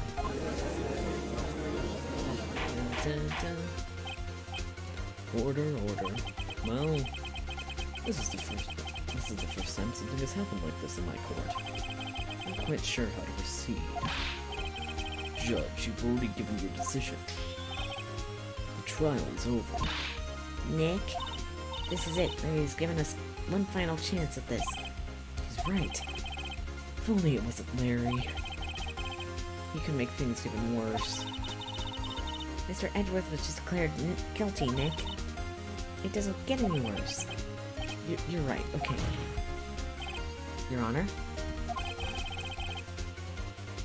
If there is another witness, it is our duty to hear him speak. Right here, right now. A waste of time. The verdict cannot be overturned.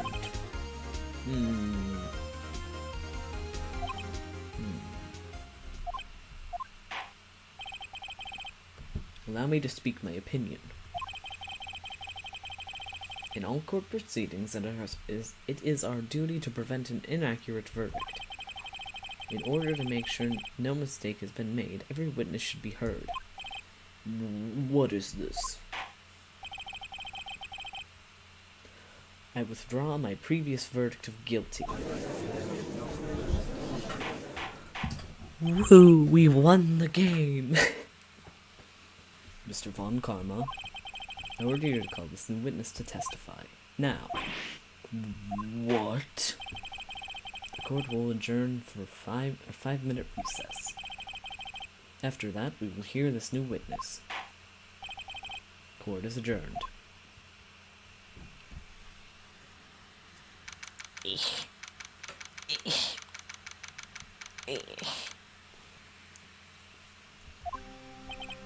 Phew.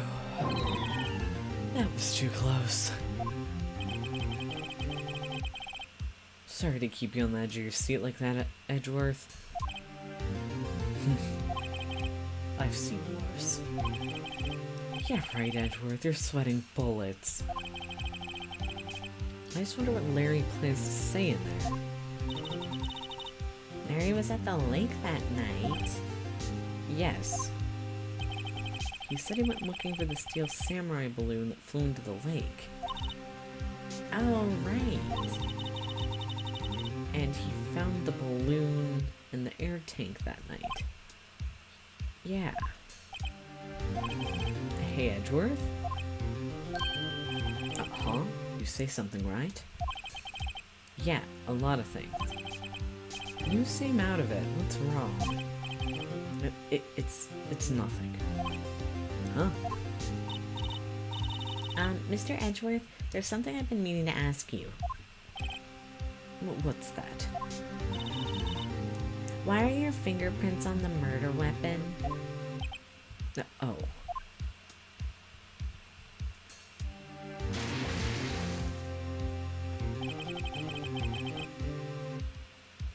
When he fell into the lake, I went into a daze. I couldn't understand what happened. I couldn't think straight. Then I saw the pistol lying on the floor of the boat in front of me. I picked it up without thinking. I didn't have a reason, really. I see.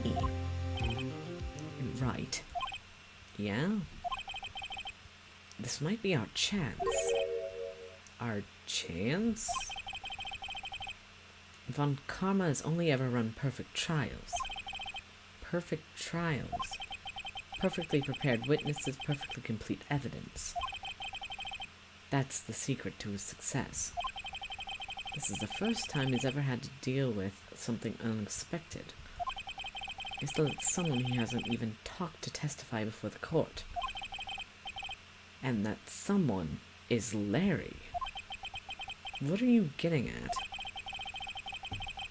It's likely his testimony will be full of holes, right? That's right, Nick. Now 10-minute trial this time. We'll milk this one for all it's worth. Hey, it was 15 minutes. 15! Everything's on Larry now.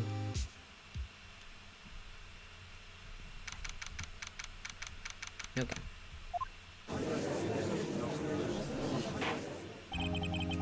The court is now back in session. Witness, please testify to the court about everything you saw on that night of December 24th. Right, leave it to me. Please, Larry, don't mess this one up. I hate to admit it, but you're her last chance. Karma didn't even have time to prep his witness. I just hope Edgeworth was right about this being our big break.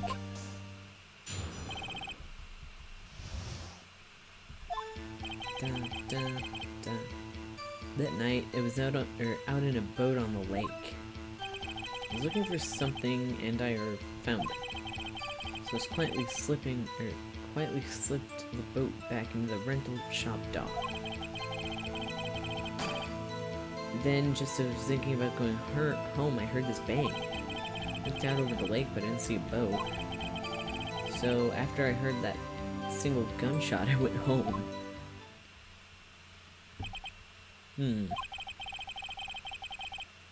That was quite an unusually vague testimony even for this court. In any case, Mr. Wright, you may begin your cross-examination. Yes, Your Honor. What's wrong, Nick? It's Larry. I have no idea what he's going to say if I press him. I'm a little scared. Well, we've come this far. There's no way to go but forward, Nick.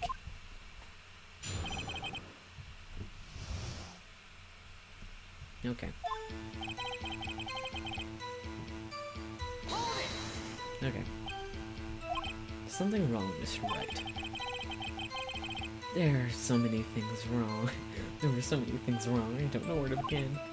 Well, okay. First, what time was it? Oh, it was after 11 when I went out in the boat. By the time everyone had gone home for the night. So I waited until the coast was clear, so to speak. And why were you on a boat at such a late hour?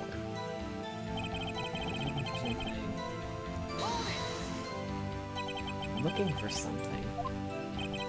Yeah. Mr. Butts, what were you looking for? What the witness was searching for is irrelevant. It's like he was hunting for this Gordy. That's surprisingly close to the truth in a sense. This is all irrelevant, let's get it over with.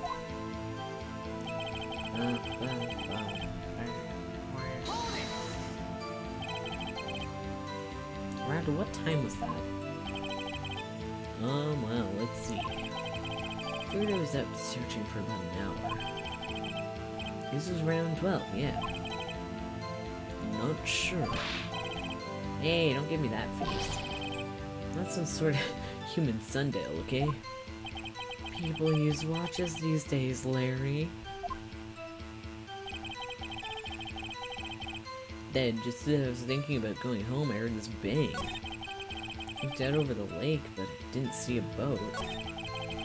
Oh wait, no.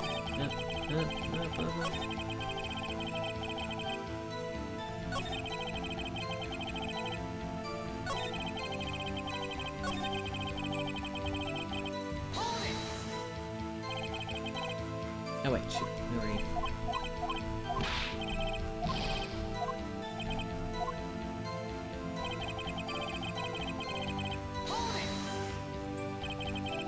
Where did the sound come from? Yeah, well, I wasn't too sure about that. Looked around, you know. Did you look at the lake? Yeah, I looked.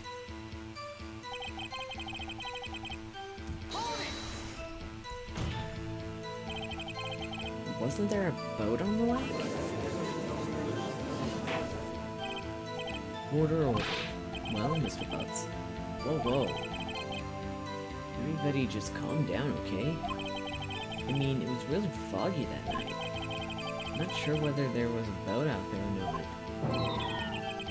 Oh, okay. No problem. That's the most important part of this case.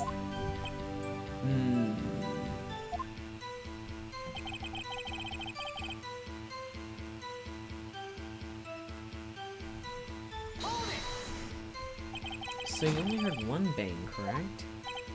Yeah. Huh. Well, Nick, It was a pretty wishy-washy testimony, wasn't it? Guess I should start working on the contradictions. sorry. I wish I could be more helpful. I wish I could call my sister.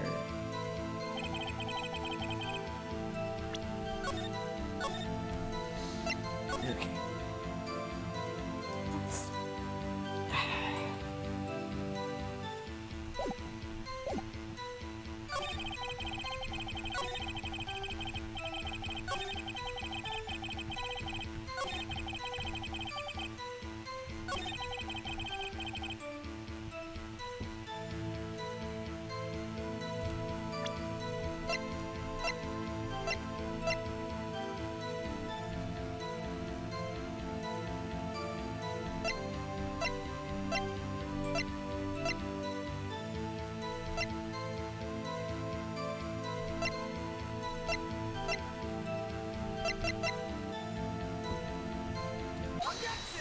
Okay.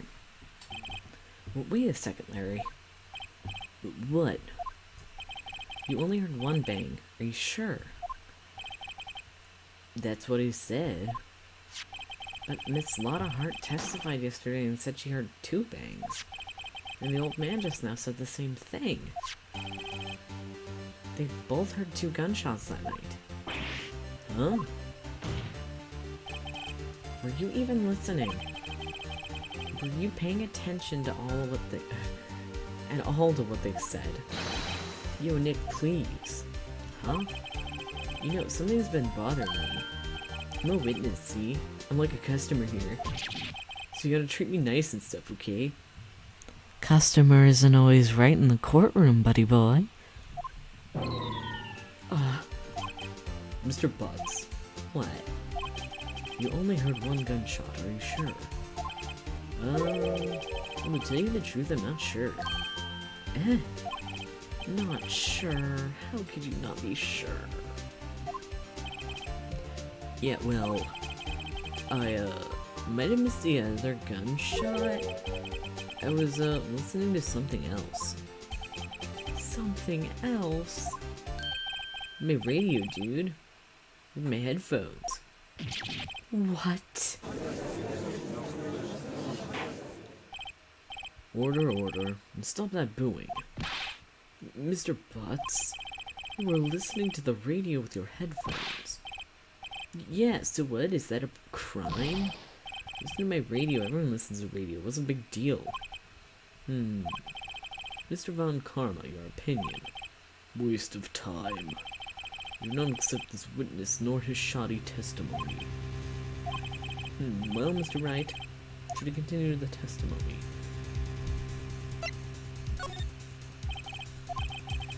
Please allow the witness to continue his testimony. Bah, nothing is more pitiful than a lawyer who doesn't know when he's lost. Very well, Mr. Butts. Please give your testimony and be sure to include details like a radio. Right, leave it to me.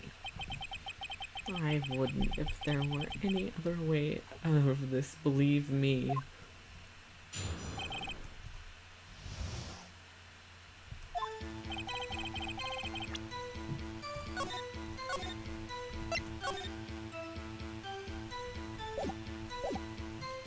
It's lonely being alone on Christmas Eve. That's why I was listening to all request shows on the radio, see? I was listening to a real booming loud, like... And I'm sure I heard that gunshot. I was remembering exactly what the DJ was saying when they said it too. You were listening to your radio at a high volume. Yeah, what's the big problem? Can a man listen to his radio in peace? Isn't this a free country? I truly believe Larry has no idea what the problem here is. Judge, can you believe a word this witness says? What he heard was probably nothing more than a drum beat from the radio. True enough, it is difficult to believe this testimony. Wait, Your Honor. The witness said that he remembers exactly what the DJ said when he heard the gunshot. Excuse me? DJ. The announcer. The guy who says things on the radio. Anyway, what this means is when he heard the sound, no music was playing. The DJ only talks between songs, so he could have heard the gunshot from the lake. I'd like to cross-examine your witness, Honor. Very well, Mr. Wright.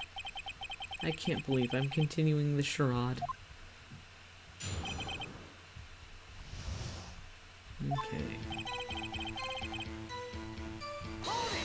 Okay. So you turn on the radio. Right. Just wanted to hear someone's voice, you know. You don't know what it's like being out there alone on Christmas Eve, alone. I shouldn't have said anything.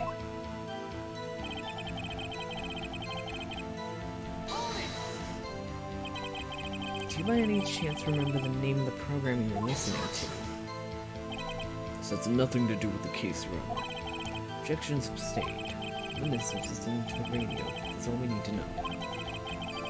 Tell us, Mr. Woods, how is the radio?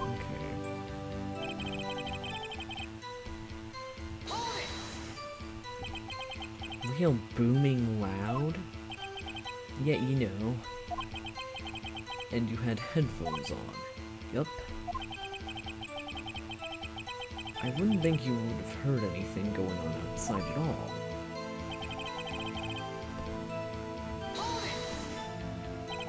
Can you prove that? No, of course you can't. No, I can't prove it. I remember the moment real clear. I mean, while I was talking about it, it came back to me real clear, you know? Example, the DJ was saying we heard it too. What did she say? Mr. Wright, please cease these pointless questions. What possible good could knowing what the radio DJ said to us? Indeed, Mr. Von Karma has a point. I'll allow the question only...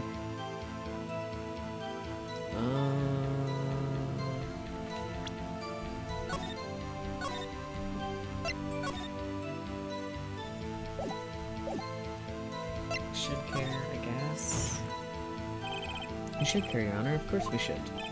Why? Well, how do you know if we don't ask him, Fine, very well. Mr. Butts, please testify to the court. What was the radio announcer saying when he heard the gunshot?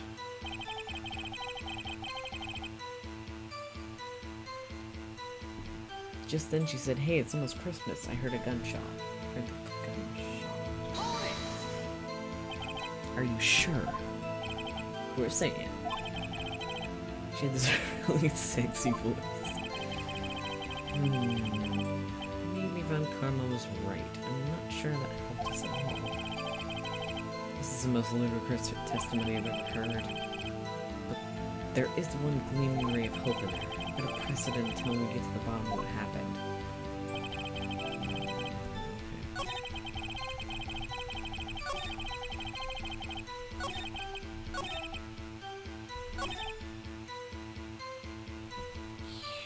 Present. Tab.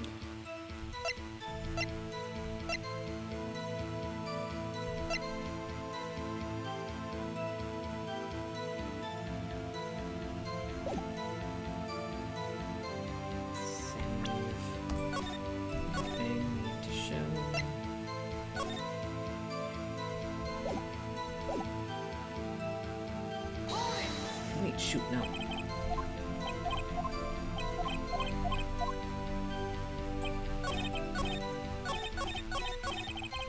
No.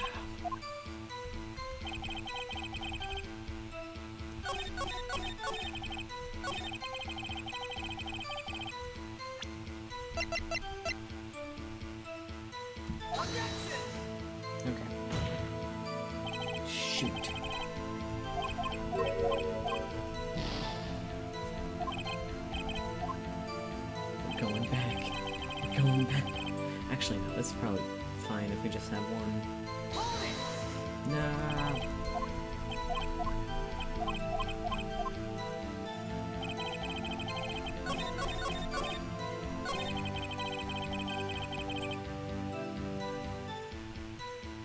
Hey, it's almost Christmas. Just after midnight.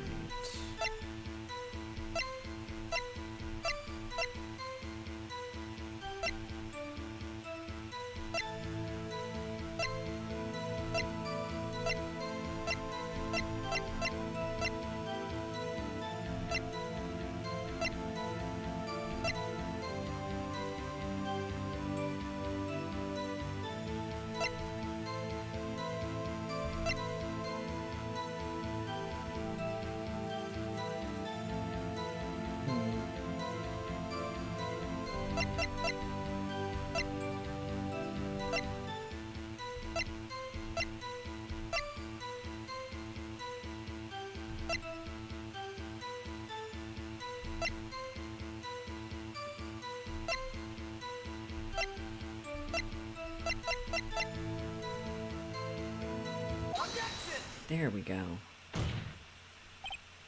Larry, are you absolutely sure what you're saying is correct? Huh? What's with the face? You look scary, dude. If you're trying to scare me, you better know I don't scare that easy. There's something the matter, Mr. Wright. Your Honor, did you hear what the witness just said? The DJ said, hey, it's almost Christmas when he heard the gunshot. Indeed, and almost Christmas means it wasn't Christmas. You realize what this means. When you heard the gunshot, it was still Christmas Eve. Wait, what's the line? Almost Christmas, baby! It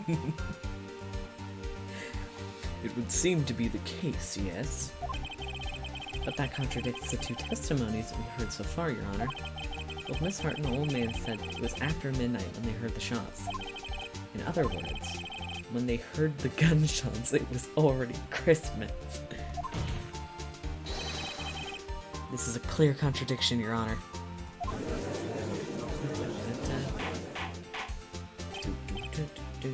Order. What does this mean? Two prior witnesses heard gunshots after midnight. However, the witness says he heard a gunshot before midnight. Judge, the answer is simple. The current witness is plainly mistaken. Just look at him, suspicious. What? Well, Mr. Wright, what do you think about Mr. Butt's claim he heard a gunshot before? Larry's right. Larry's not mistaken, Your Honor. He heard that gunshot before midnight. Intriguing. I'm assuming you have evidence for this wild claim. Show me evidence there was a gunshot before.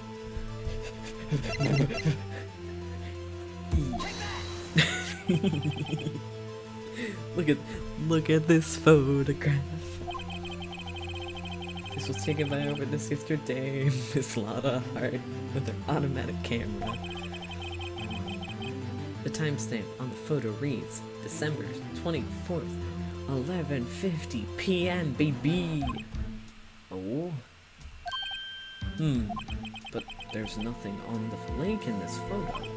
Your Honor, the real issue here is not why nothing is shown in this photograph. It's why this photograph exists at all. What do you mean? Your Honor, this photograph was taken by an automatic camera. That camera was sent to go off in response to loud noises. Aha, correct. There was a loud noise on the lake at 11:50 p.m. That's why this photograph was taken. In other words, when Larry heard that gunshot, it was most definitely still Christmas Eve. Indeed, it would seem that that is the case. Then where does that leave us? Miss Hart testified that she heard the gunshots after midnight. Are you claiming she was mistaken? Not at all, Your Honor.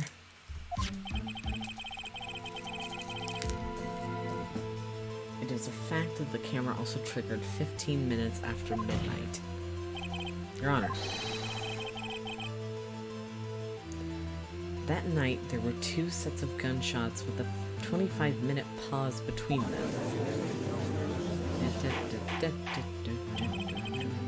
Why would this be? Don't be fooled, Judge. That camera was said to respond to loud noises. Yes? There's no proof that the loud noise at 11:50 was a gunshot. Why, the witness could have sneezed, triggering the camera. Hey, my nose was clear that night, man. Clear. Well, Mr. Wright, there's no turning back now. Can you prove that the loud...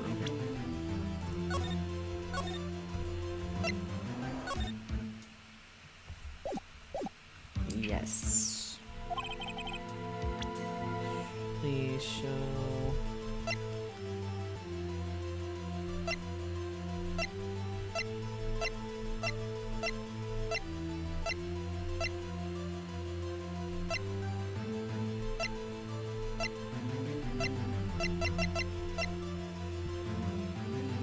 I guess the gun fired 3 times, so that's what I'll show.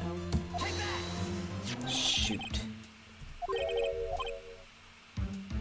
Something about this pistol was bothering me, Your Honor. Both the witness who testified yesterday heard 2 gunshots, however the murder weapon was fired 3 times. When, then, was the last shot fired? Only now have I realized the truth. That 3rd shot was the shot Larry heard just before midnight. Order, order. That would make sense of the evidence we've seen so far. However, this leaves me wondering exactly what did happen on the night, that night on the lake. Exactly. If this is true, there were 2 sets of gunshots separated by 25 minutes. One at 11:50, another at 15 minutes after midnight. Why, I ask you, why?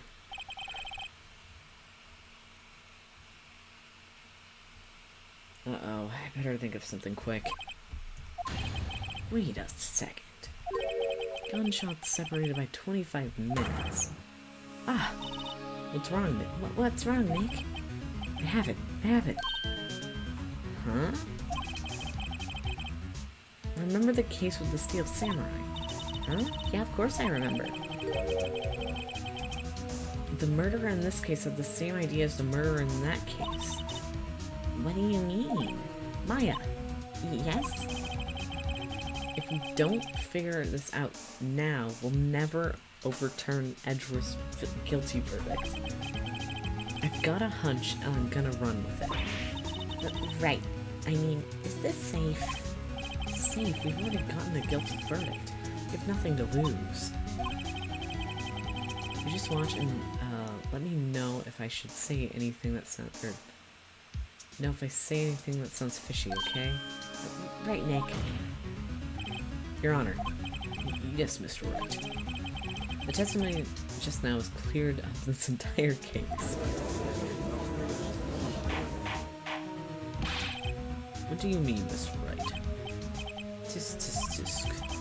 So you finally realized the truth. Everything you say sounds fishy, right? Exactly. He's BSing his way through court trials. Good for him. What a legend.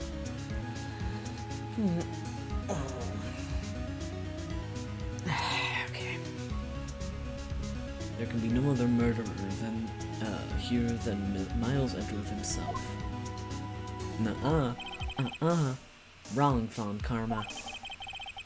The man was shot that night, but it wasn't Edgeworth who did the shooting. I hate him. Listen, rookie. Take a deep breath and consider the facts. The time of the murder, one boat was on that lake. This was shown by the witness's photograph. The defendant, Edgeworth, and the victim, Robert Hammond, were on that boat.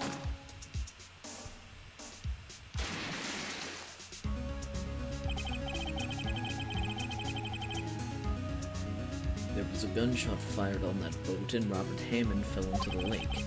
The distance of the shooting was 1 meter, and it couldn't have been suicide. Well, the guilty party has to be the other man on that boat. I admit it's hard to believe any other possibilities. Yes.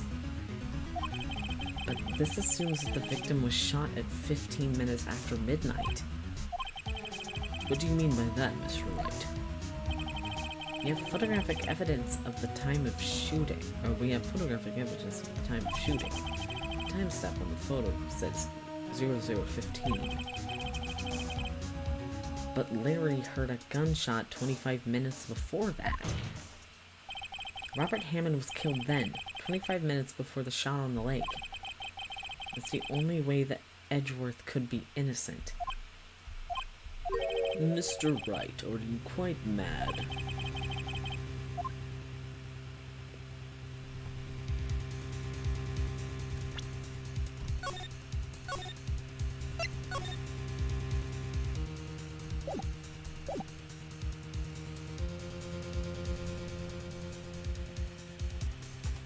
Edgeworth and the murder. I think. Yes! Yes! Okay. Of course, it was Edgeworth and the murderer. After the murderer killed Robert Hammond at 11:50, he assumed the guise of Mr. Hammond and met Edgeworth.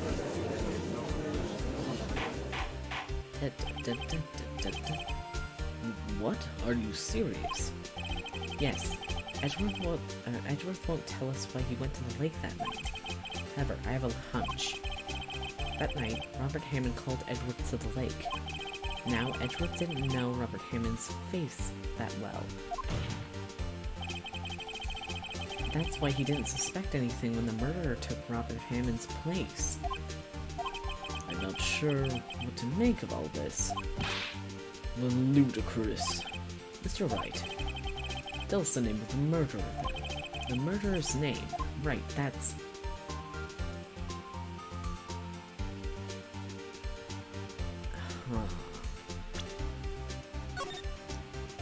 We're gonna just... Miles Edgeworth is the killer. Send him to jail. Lot of heart. That's one of the funniest prompts. Yeah. I don't know. Actually, I don't know the murderer's name. You don't know? Bah, again you waste my time. I don't know because he never told us. The murderer is the caretaker of the boat shop, that old man. At 11:50, he was the one who killed Robert Hammond. The caretaker of the boat shop? Well, where did he do this? There weren't any boats on the lake then. Why would he have to go on all the way out on the lake to just shoot someone? May I suggest the real scene of the crime was not on a boat? What? Well then, where did the murder take place?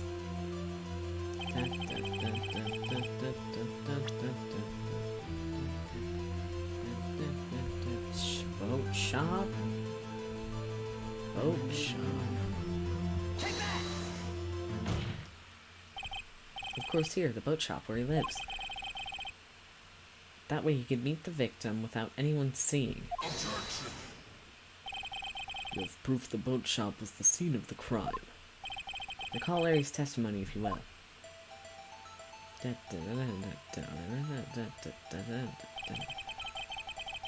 That night he was in the lake searching for something. He finds it and returns to the boat. Just then he's starting to head home. He hears a gunshot. He heard a gunshot, Your Honor. even though he was wearing headphones at the time. In other words, the gunshot was very, very close by. And where would that be if he had just returned the boat? Returned a boat. The boat shop. I love how Larry's just standing there. Mr. Wright, what happened that night at Gourd Lake? Please tell the court from the beginning. Yes, Your Honor. Nick, are you sure about this? Not really. But I think if I start at the very beginning, I take it slow, I might be able to figure this out. Dun, dun, dun, dun. Herlock moments. That night, the caretaker of the boat called Robert Hammond to his shop. Dun, dun. Dun, dun, dun. This was around 11:50. This was when the... gasp! That is indeed what he looks like. That was when the gunshot that Larry heard was fired. After that, the caretaker put on Robert Hammond's coat and became Robert Hammond. Robert Hammond. Then he got in the boat with Edgeworth and went out into the lake, in the middle of the lake. Then who fired the pistol on the boat?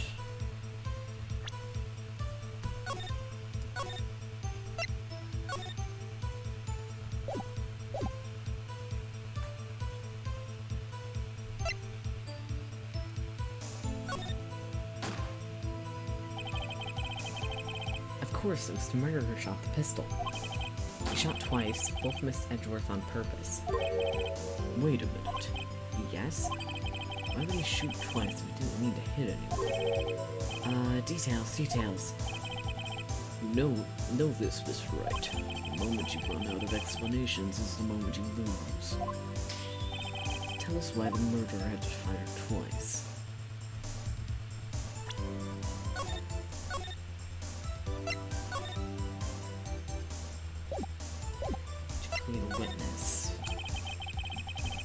I believe he shot twice to create a witness, Your Honor.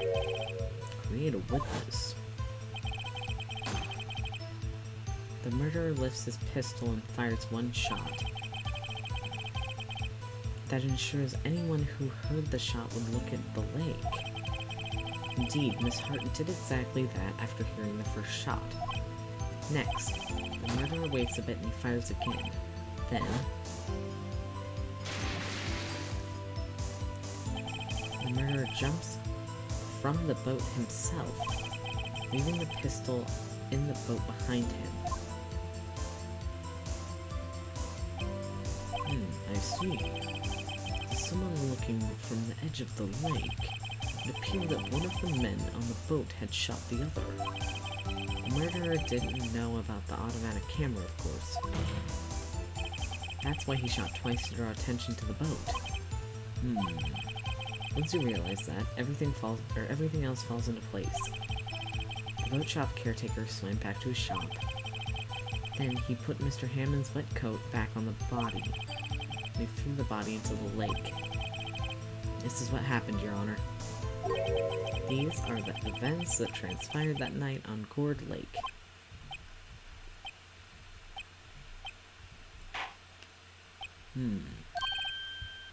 Bailiff, bring out the witness from before. The boat shop caretaker, quickly.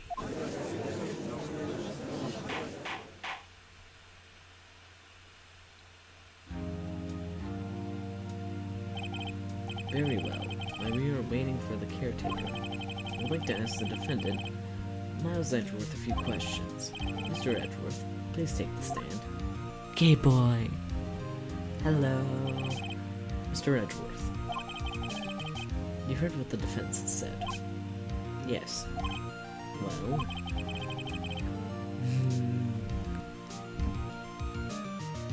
edgy. Edgeworth. Buddy.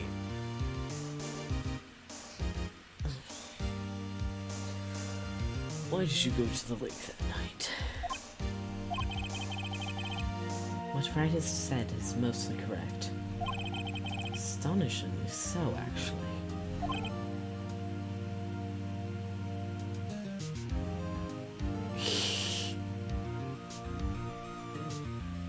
Fear.png.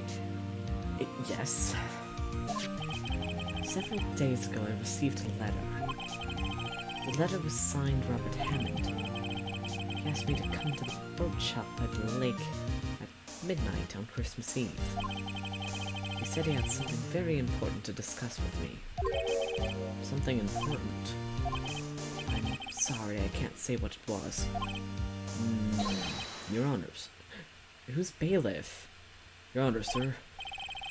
Bailiff, we are conducting a trial here. I ask that you remain quiet. The witness has disappeared. He isn't at the boat shop either. What? What should I do? Find him, quickly. We cannot allow him to get away. His dumb little maroon suit. Mr. Von Karma, your witness has disappeared. A search warrant has already been issued. Goes without saying that I cannot declare a verdict under these circumstances. I will extend the trial till tomorrow, the final day allowed. I request the police department utilize all its forces to find that witness. Am I understood? One more thing. Just who is that boat shop caretaker? I think his identity has become very important in this trial. I want him, and I want to know who he is. Very well. Court is adjourned. Okay.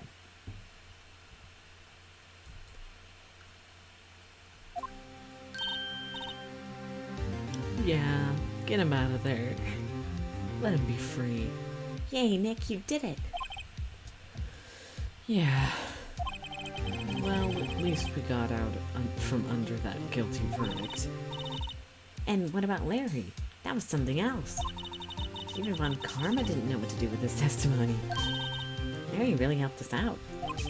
Sure, once I shifted through his unique testimony.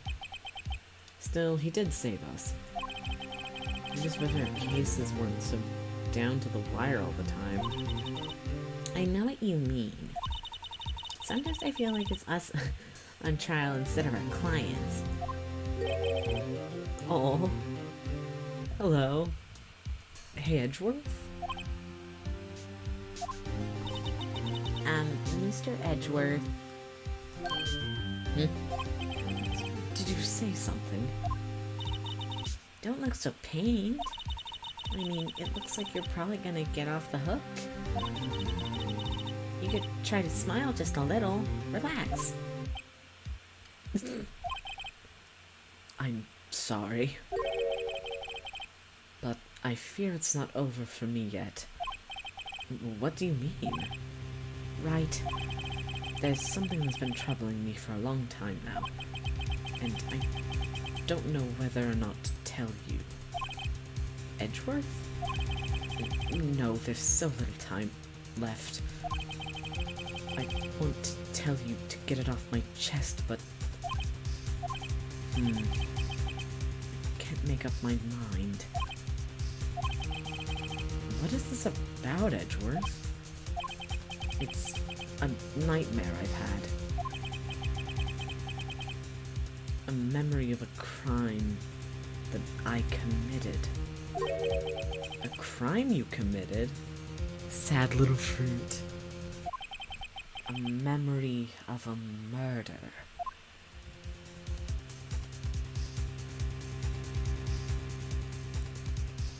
Huh?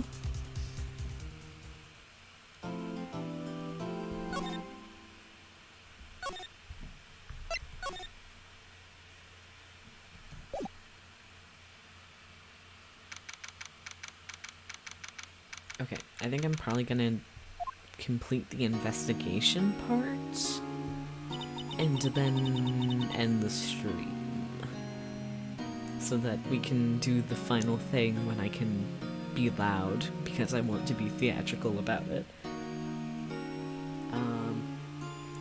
is Mr. Edgeworth talking about? Gay people. A memory of a crime that I committed. A memory of murder. Do you really think Mr. Edgeworth killed? I don't believe it. Not Edgeworth. Some painful memory's been troubling him recently. Yeah.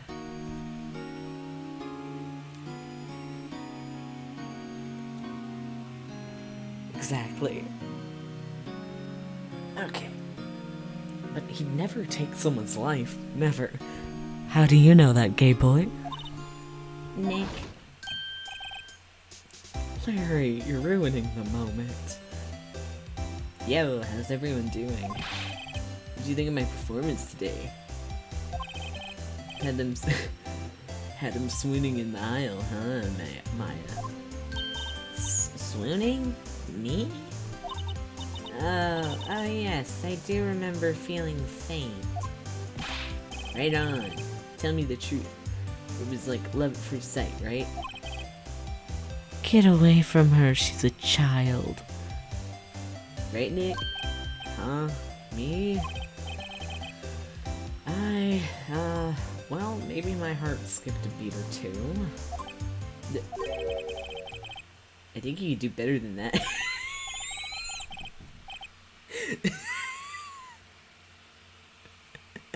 He's like, if you're gonna be gay, at least be gay more intensely, coward. Come on, I saved Edward in there, dude, right? You guys should be bowing before me. Yeah, bow before your hero. No.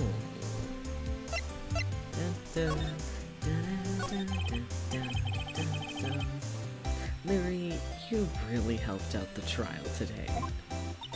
You really helped out in the trial today. You did. If you weren't there, Larry, I'm sure Mr. Edgeworth would have been found guilty. But seriously, Nick, that bow shop caretaker guy is pretty suspicious. But Edgy ain't off the hook yet. You're just spoiling the mood, Larry. Hey, I'm just a guy sitting in the audience, you know? But from where I was sitting, Edgy looked pretty edgy. I mean, can you really know he's telling the truth about that night? Nick? I don't know. But what I do know is I'm going to believe in you two until the end. Gay people. Us two. Edgeworth and who else? You mean me, right? Nah, he means me, right, Nick? Yeah, you, Larry. Not me? But why Larry? Why you, Larry? Huh? Actually, yeah. Why me, Nick? Enough with the silent treatment.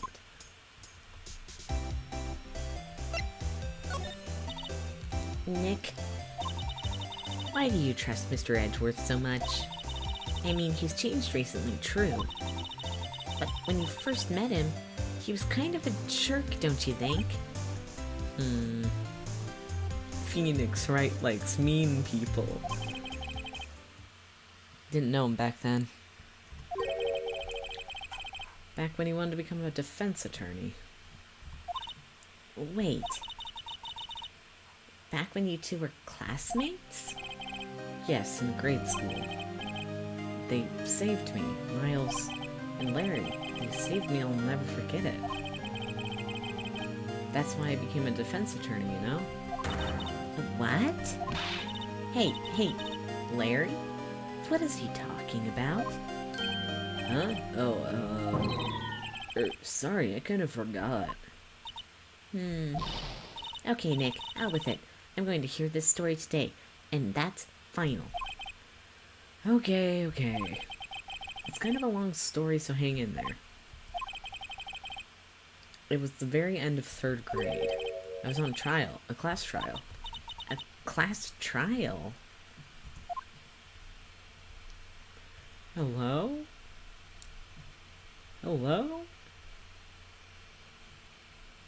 Okay.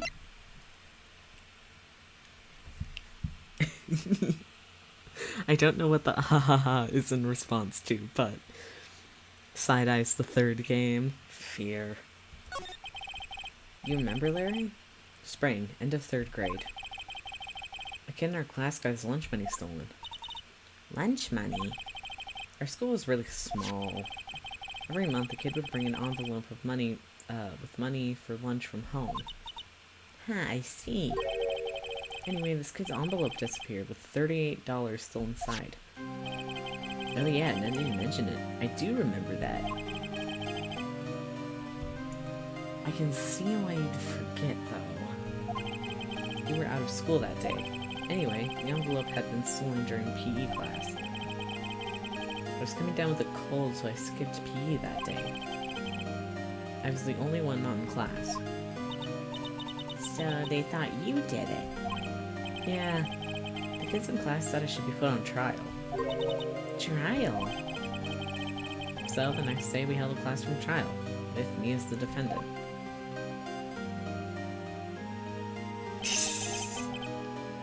I didn't do it. Guilty, he did it. Guilty, it was you. Give the money back, you're such a meanie. Don't play with it. Doesn't make you did it. You can't hide the truth. Tell us the truth. We're not gonna play with you anymore. Yeah, the money. You got the 50 cents you owe me. Blah, blah, blah. Now, Phoenix, you know you shouldn't steal people's money. It's not right. In the end, even the teacher thought I'd done it. Go over and apologize, Phoenix.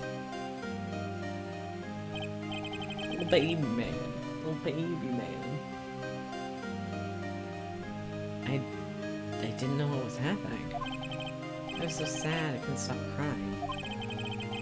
Everyone was staring at me like I'd done it. I tried apologizing. I went to the boy whose money had been stolen, or where the boy whose money had been stolen was sitting. That's when it happened. He shouldn't have to apologize. The only thing that belongs in this in a trial is evidence. Everything else has no place. You should all be ashamed, amateurs. Miles? His little man in a little suit. Why is he wearing a suit to school? It wasn't you who stole my money, was it? No. Then you shouldn't apologize. Everyone's been shouting you did it, but no one has any proof. That's why, Your Honor, this boy is innocent. But Miles, it was your money that was stolen. Yeah. We need to... I'm sorry. Why don't you all... Presumed he has never dressed down further than pictured here in the 3rd grade. He's always been a fancy little man. Good for him. Would you want to shut up? Oh my god. So that's how it is. Everybody ganging up and picking on one person. Just think how he feels. He said he didn't do it, so he didn't do it.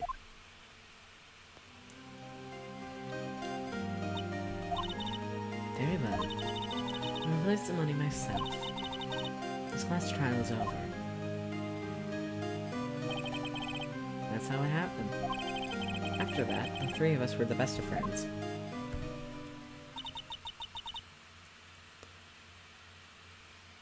Wow, I had no idea. Yeah, I had no idea either. I mean, I forgot. That's when I learned what it meant to be alone. Totally alone without a friend in the world. You did a good thing, Larry. Huh.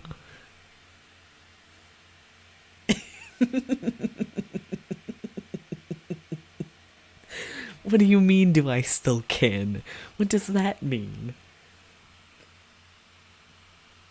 Yeah, well... I was just lucky I took the day off from school. If I'd been there, they would have thought I'd done it. So... I took it kind of personally, see? When someone smells, it's usually the butts.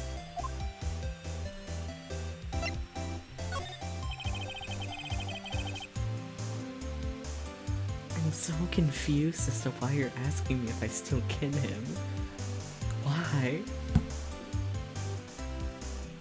Anyway, Edgeworth and I talked after that class trial. That's when I heard his father was a defense attorney. I remember his eyes would shine when he talked about his father. I'm going to become a defense attorney just like my father. A famous defense attorney. He's just a little man. Then a few months later, he suddenly transferred to another school. The DL6 incident. Right, I'm not sure, but the transfer probably had to do with his father's death. Hi, MQ. Come. That's so sad.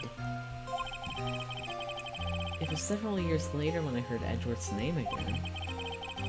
There was an article about him in the newspaper.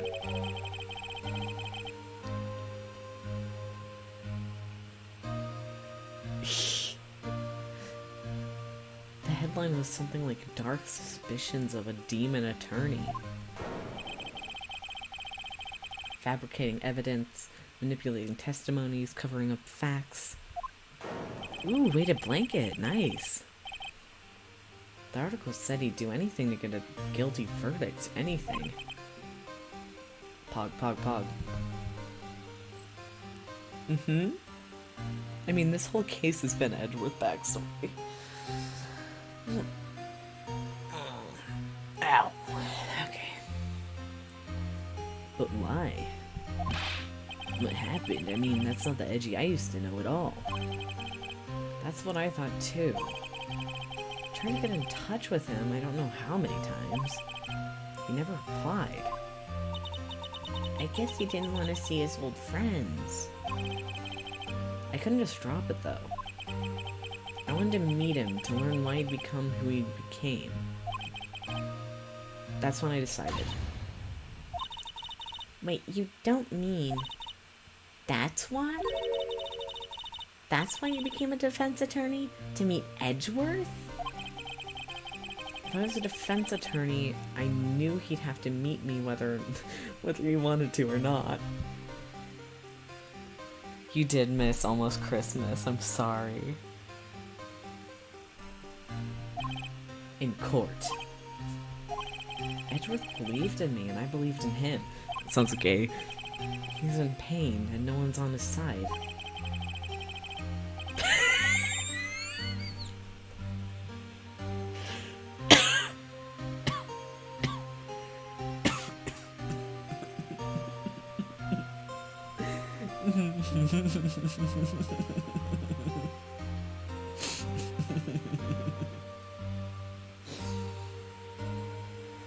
Uh-huh. So basically Phoenix became an attorney just to see a guy he knew in like 4th grade. We're finishing the last investigation portion for tonight's stream. K people. Exactly. I'm the only one who knows the real Edgeworth. I'm the only one who can help him. Are you sure about that, Phoenix? Okay, that sounds pretty gay to me, man. Whoa, Nick.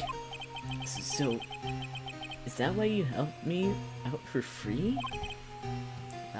Yes. I helped you because I believed in you. Except I don't remember saying I'd do it for free. Don't spray bottle him. Edgeworth saved him when he objected in class trial. He had a squabble over like $5. Clearly, Phoenix owes him his life. That sounds pretty gay to me, man. Sounds pretty gay to me. Taking out my glasses. Aw, Nick. Nick, we have to save Mr. Edgeworth. It's the last thing we do, okay? Right. It very well may be. First, there's that rental boat shop caretaker. We need to find out who or what he is. What he is? I'd settle for who? I guess I can clean out some of this evidence I no longer need. Okay, let's go. Dun, dun, dun. Oh, hi Reese. Welcome. Wasn't expecting to see you here.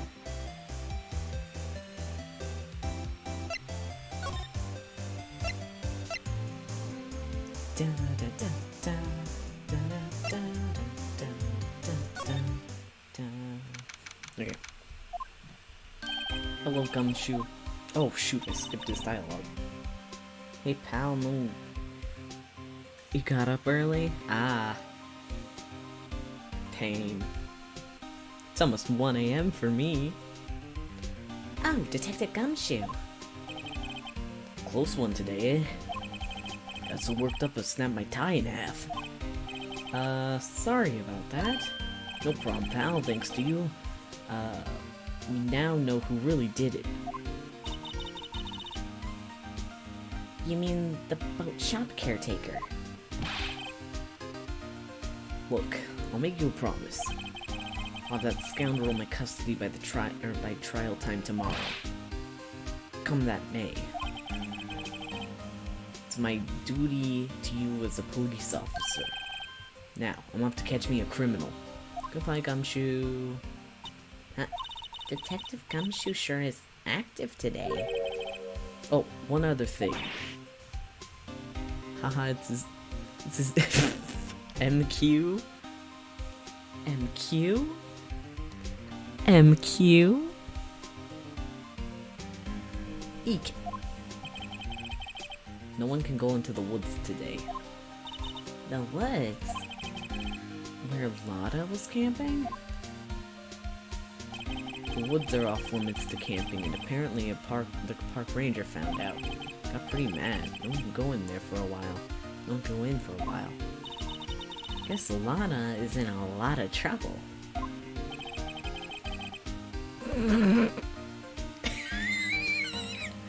I didn't see it bring up. I didn't see it come up.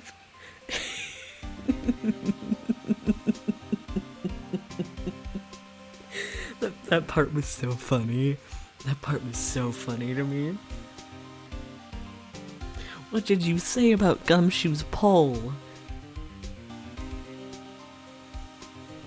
Oh my gosh. Anyway, I'll be seeing you tomorrow.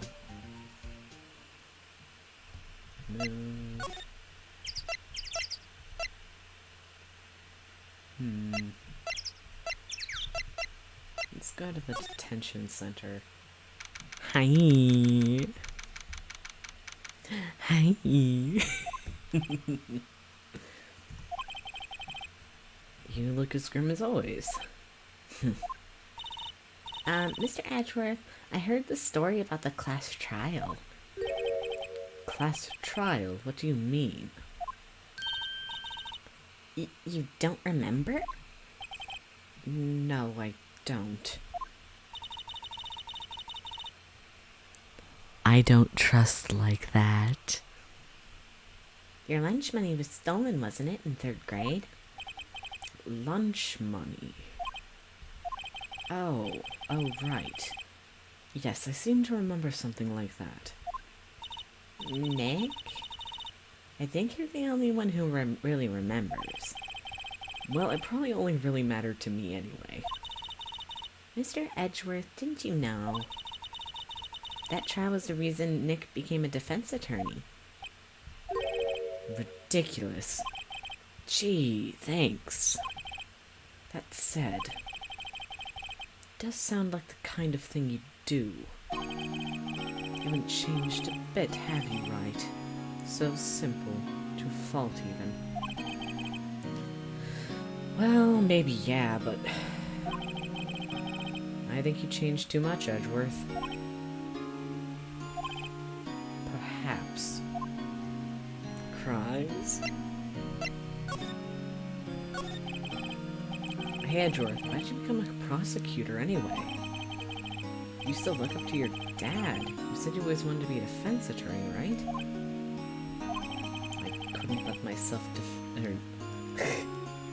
couldn't let myself deny reality like you. What do you mean? I father was taken from me, and you want me to defend criminals. I'm sorry, right, but I'm not that good of a person. One suspect was apprehended in your father's murder, right? Yes. The man trapped in the elevator with my father. His name was Yanni Yogi. He had to be the shooter any way you look at it. Yet, he was found innocent. The defense attorney got him off the hook. That would be Robert Hammond.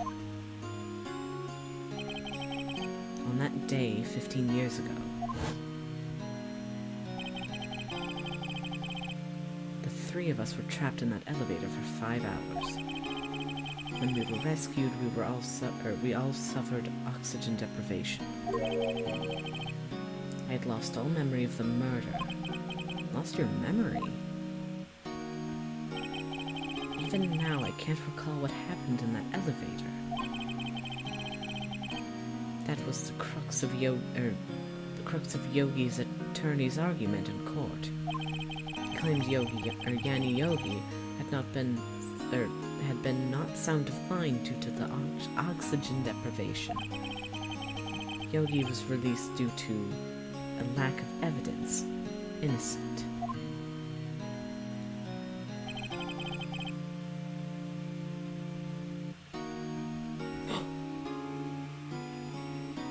But that's different than how he was in 3rd grade. He let Wright go because of a lack of evidence, and then that guy got let go because of a lack of evidence, and then he was like, I'm gonna become a prosecutor. That's when I changed my mind. Uh-huh.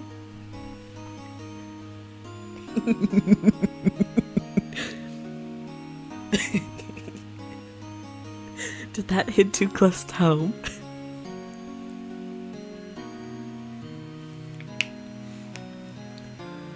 I started to hate defense attorneys.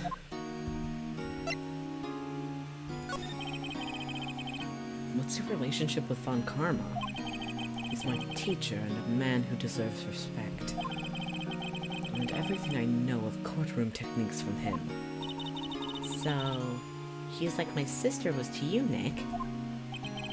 He was a perfectionist in all things. In court, in his personal life. He is obsessed with doing everything perfectly. Perfectly, huh? In all the cases he has taken on, none were left unsolved.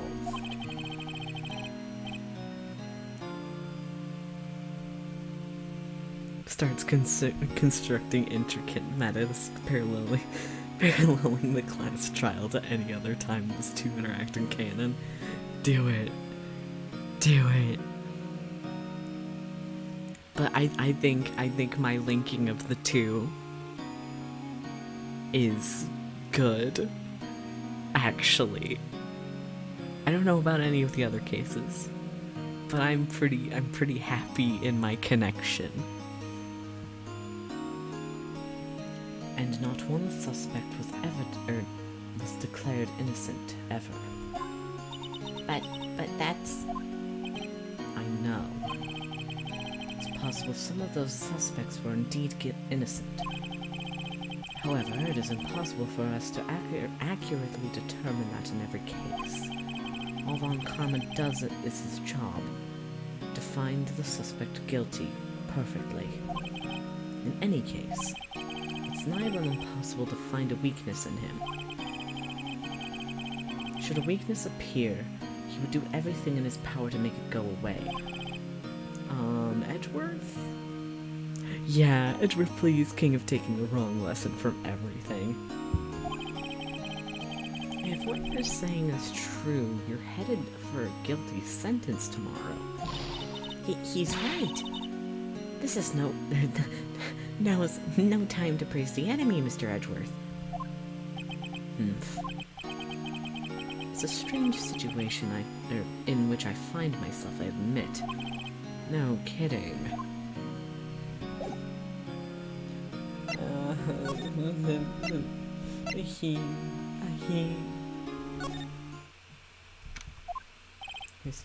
Looks like Detective Gumshoe hasn't gotten back yet. Gumshoe, he won't be coming back today. Oh, really? He said there was some guy who's had to arrest by tomorrow. The boat shop caretaker. Shouted something like, catching him if it's the last thing I do, pal. Good luck, Gumshoe.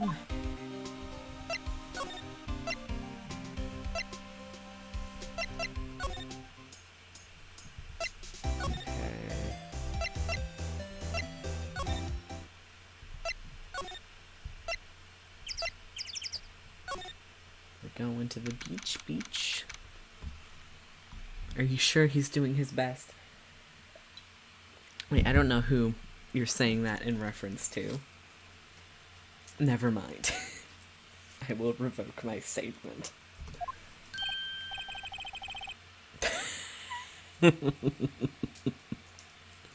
Legend. Huh? The steel eyesore is missing. Eyesore. Looks like the hot dog stand is closed too. Gordy, come back. I guess Larry's too busy worrying about Edgeworth to show up for work. Women want me. Gordy fears me. Exactly. You're the one who got rid of Gordy.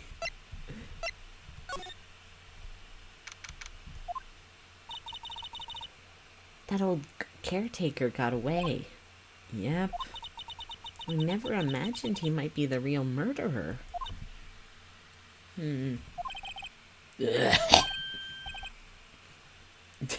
Oh, is it Grossberg? Be respectful of your dad, Meg.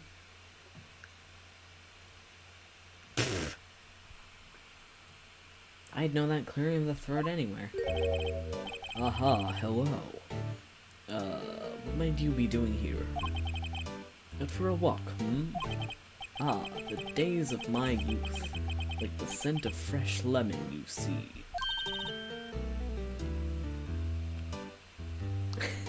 Case 1-5, Maya Fey is on trial for the murder of Gordy. Mr. Grossberg, this is no time for idle reminiscing. Mr. Edgeworth's trial ends tomorrow. That is true, yes. But from what I saw of today's trial, Edward should be fine, right? Let's write that MQ, please. I'll open to objection.lol. Good, good. But from what... Okay. Well, I'm not so sure about that. Oh, what do you mean by that? Well, I'm not sure. If you find anything out, please come by my office at once. I may be able to offer you some assistance. Thanks. Bye. What do you think Mr. Grossberg was doing here anyway? Who knows? Let's go see Polly. Nobody's home. Hello. Hey, it's Polly. I wonder where your owner's gone, Polly. Hello. Ah! I can't believe he'd run off and leave his poor parrot to fend for herself. Hello. Hello, Polly. I'm gonna talk to the bird. Maybe I should take care of Polly, Nick. You probably shouldn't just kidnap her. Yeah, it's the one with the parrot in court. The police know about her anyway. I'm sure they'll do something. Well, okay. Sorry, Polly. Says I can't take you. Great, now the bird's gonna hate me.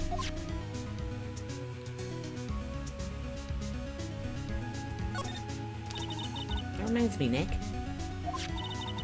Polly here knows the number to the safe, right? Yeah, that's right. Polly, what's the number to the safe? 1228. Ah, Let's open it, Nick. Come on. I'm sure there isn't any money in there. Aw. But hey, he keeps it locked, right? There must be something of value in there. I'm not so sure. Okay, Nick, let's see what's in here. In there. This there might be a clue or two. The only thing in here is a letter. A letter? Boring. There's no name or signature on this thing.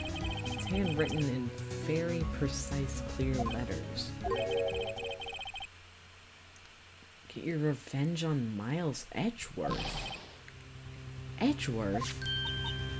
Nick, why would Mr. Edgeworth's name be on there? How should I know? I'm going to read the whole thing. Get revenge on Miles Edgeworth. It also said this is your last chance. Now it's time to get revenge on the two men who ruined your life. The rest of the letter goes on to describe the murder plot in detail. How to kill Robert Hammond and frame Edgeworth. Calling Edgeworth out to the lake, getting on the boat, firing twice. This is exactly what I figured out today in court. It's all here in perfect detail. What do you think it means, Nick? I don't know, but it looks like these are instructions for the caretaker. When he killed Robert Hammond and called out Edgeworth, he was following instructions. But who could have written that letter? I wonder. And what does it mean, get revenge on Miles Edgeworth? Look, I don't know, okay? But one thing's for certain. This letter is an amazing clue. Aha. I think that's all we really need from in here. Polly is my best friend.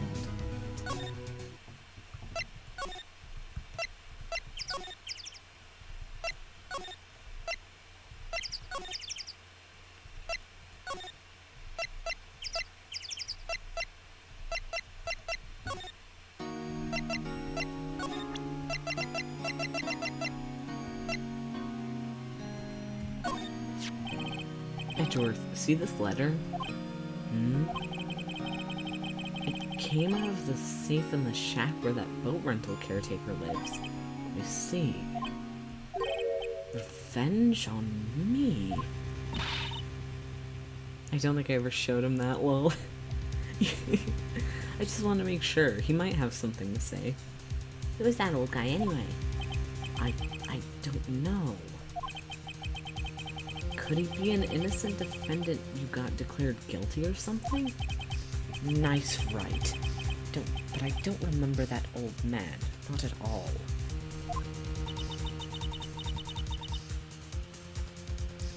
So he was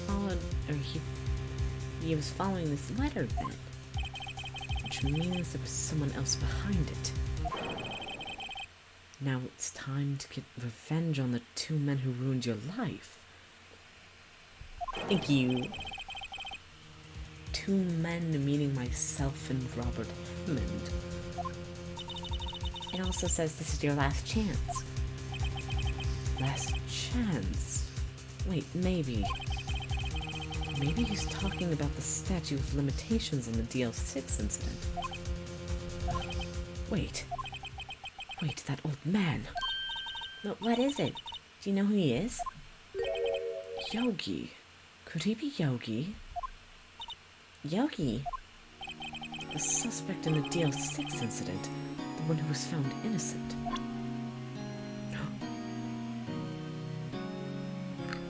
Oof, don't you hate it when you leave your detailed murder plans on the table? So embarrassing. I mean, we didn't find it on the table, we found it in a locked safe that we had to get the combination from a bird. So it wasn't exactly just on the table. He could have shredded it, though. But I guess if he shredded it, he wouldn't have remembered because he has a bad memory. Okay.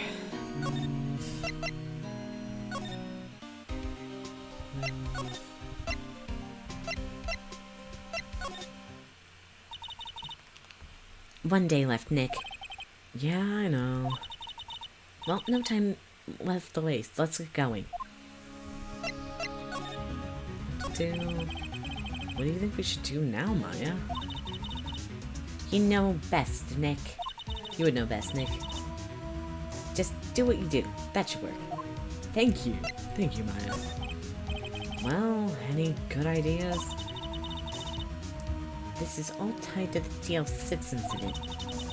We better find out as much as we can about that murder before tomorrow. Something that happened back then has a hold on Edgeworth and it won't let go.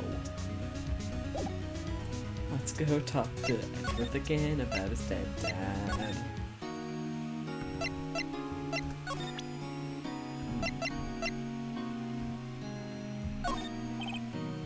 Okay, no.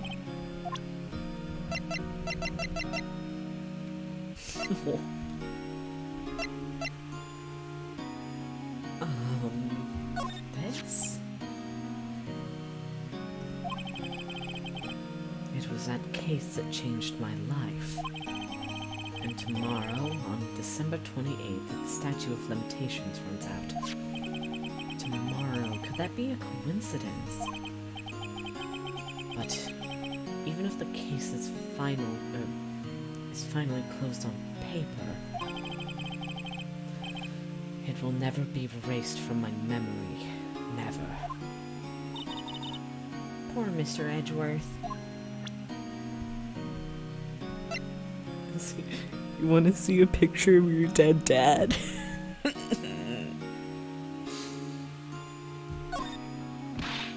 Nick, no.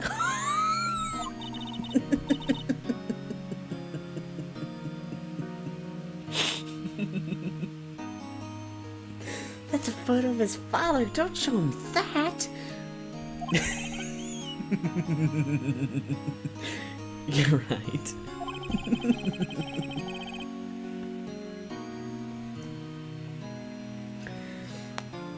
Wild questions, but it's talking. Oh.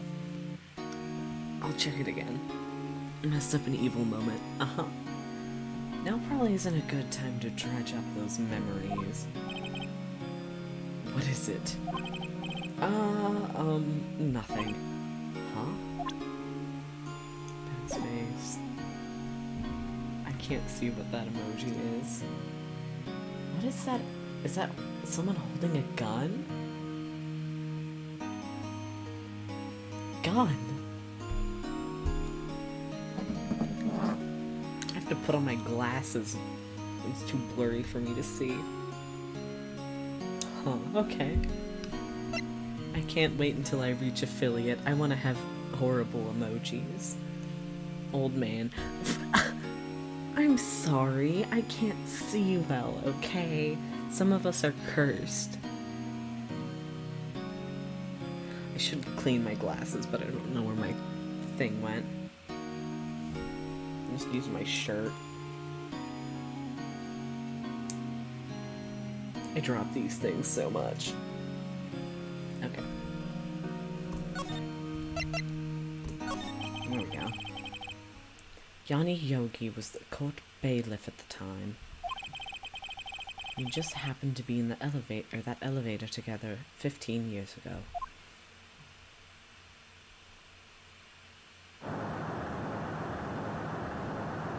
I want to give him a hug. The quake was incredibly strong. Before I knew it, everything was dark. We were there for so long, it felt like forever. The air thinned and the darkness closed in on us in that little box. We became unsettled. Help, I can't breathe. Quiet, I said quiet, you're not making this any easier. I want to get out. Help, get us out. Don't shout, you'll just use up more oxygen.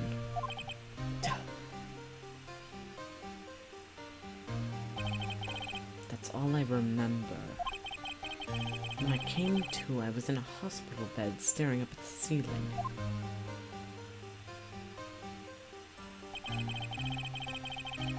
In court, Yanni Yogi's mental condition was called into question. It claimed the oxygen deprivation and stress had caused temporary insanity. In the end, the claim passed in the court and Yogi was found innocent. Incident.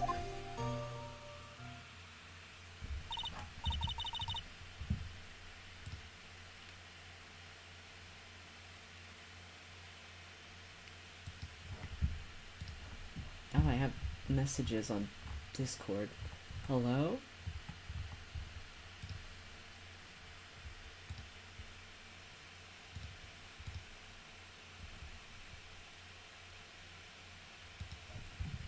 Oh gosh.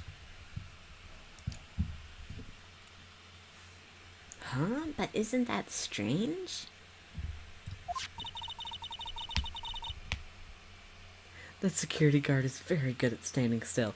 I know, he's been doing it the entire game. What a legend.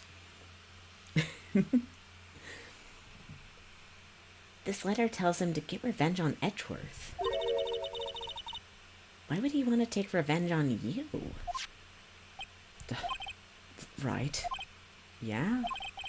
There's something that's been troubling me these past few days. I didn't know whether or not I should tell you. You mean the nightmare? It's a nightmare I've had. A memory of a crime that I committed. A crime you committed? A memory of a murder. Security guard is the real killer. Exactly. I think the time has come to tell all.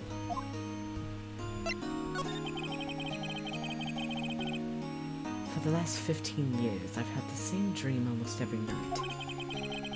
I wake up in a fearful sweat every time. Sussy baka.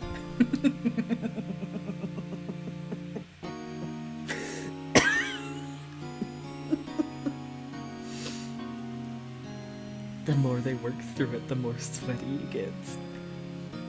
Oh my gosh. MQ, why did you say the phrase sussy paka?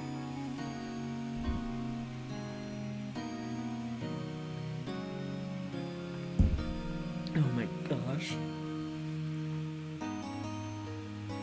Sussy paka. I'm gonna cry. What kind of dream? It's a dream about my father's killing in the dark. Do you think the guard is listening? is back here listening to the story of this bailiff trapped in an elevator whose life is ruined by this man and just considering a career change? Yeah. When the baka is sus. God. I mean, he's in the next case, so... Wait, the guard's in the next case? Help, I can't breathe. Wait, I said please, you're not making any of this easier. I wanna get out. Help, get us out. Don't shout, you'll just use up more oxygen. I can't breathe. You're using up my air. What? Stop breathing my air, I'll stop you. Ah, what? What are you? Stop breathing my air. No, father! He's attacking father! Then I see the pistol lying by my feet. I don't know if it was evidence from that day in court, or the bailiffs. In a daze, I pick up the pistol. Get away! Get away from my father!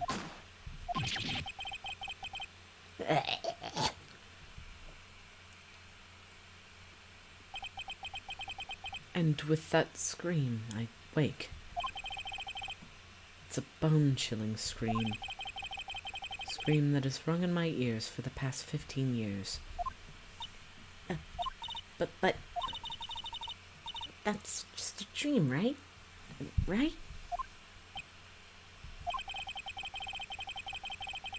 Oh no. That thought is the only thing that has kept me sane for the last 15 years. But what if I'm wrong? Glad we're reaching the boss level of Edward's trauma. I also imagine Edward's... Yeah, exactly.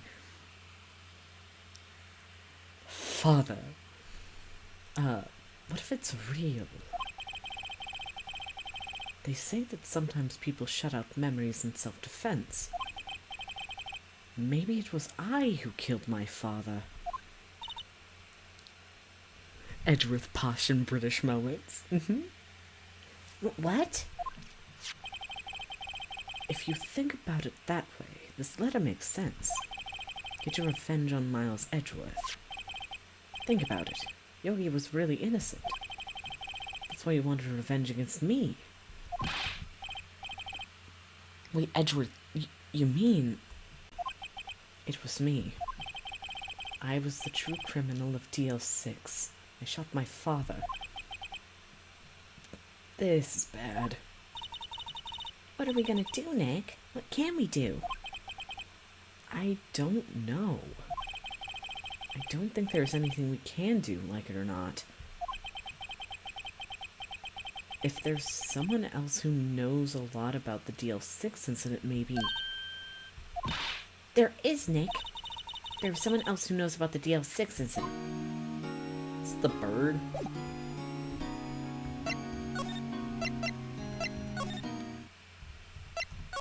Let me see. Let me see the bird. Woo, we love your bird.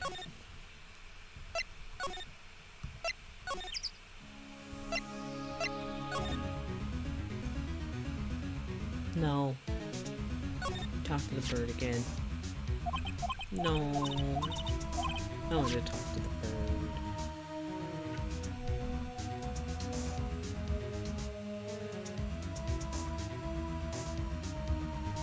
Not everything is the bird, bestie, but I like the bird.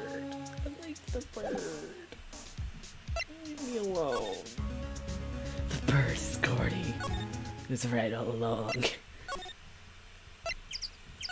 No, I went back. No. Let me out of here. Let me out of bird purgatory.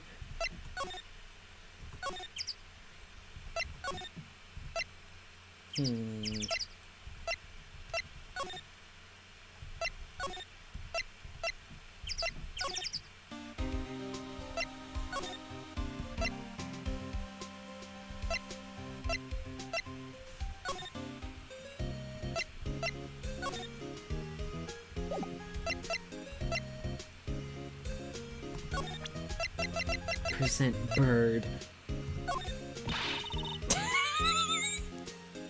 She doesn't want to see the bird. Stop showing me stuff and let's get cracking. We have today to get to the bottom of this. But bird.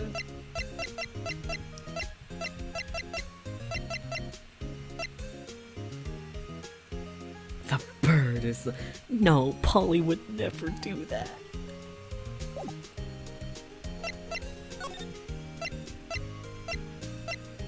Oh, Grossberg. We haven't talked to Grossberg yet. That's who we... It wasn't the bird, it was Grossberg. Polly killed... No, Polly would never. Don't be mean to her. Mr. Grossberg. Hello there, what's wrong? You look troubled. No kidding. I can't believe you're not. My. Just calm down and tell me what's happened, hmm? It's Mr. Edgeworth. He...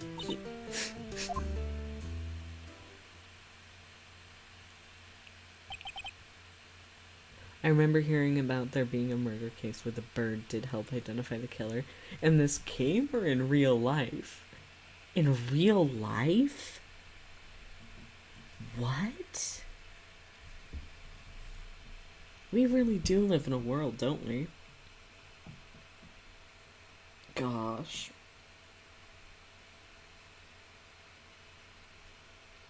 I see. So Edgeworth dreamt he shot his own father. It's only a dream. Only a dream. I wonder. What? If that's the case, then why do you two look so troubled, Well,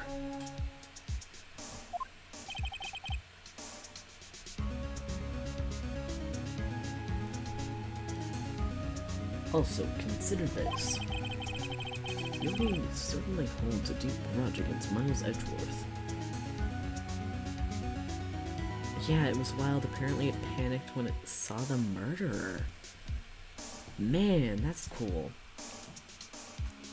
What type of bird was it?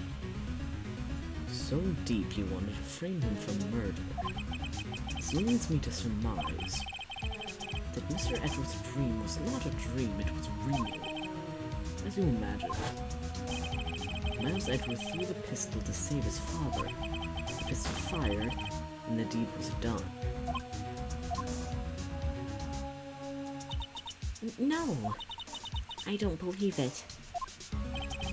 Yogi was suspected of murder, and his career as a bailiff was irrevocably wrecked. Thus, he sought revenge on Miles Edgeworth. This was his last chance, of course, with the statute of limitations so close. Talk. Edgeworth. I believe some sort of parrot, but I would need to double check that. I mean, it was probably a parrot. Parrots are pretty smart. They also live like an insanely long time. Oof. Okay. What do you know about Edgeworth's father? He was a defense attorney without peer. It sounds trite, but it's true. Well, he may have had one peer now that I think about it. Your mentor, Maya Fey. My sister. Mia Fey, not Maya. Gregory Edgeworth was very disapproving of Mr. Von Karma's techniques. That's no surprise. Von Karma is an extreme man. Forged testimonies and evidence are nothing to him. The result, he has a perfect win record in court. To beat him, Gregory Edgeworth tried to call attention to his methods. And? He lost. He died in despair, as it were. I see. The spirit medium. When Gregory Edgeworth was killed, the police called on a spirit medium. That was your mother, Misty Fey.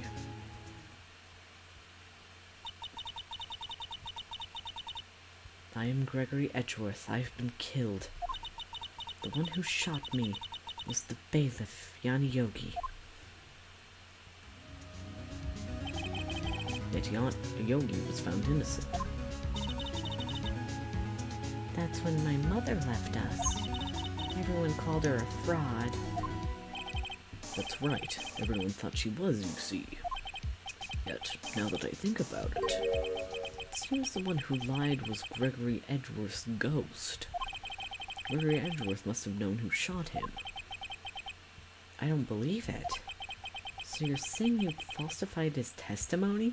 The ghost lied in the court of law?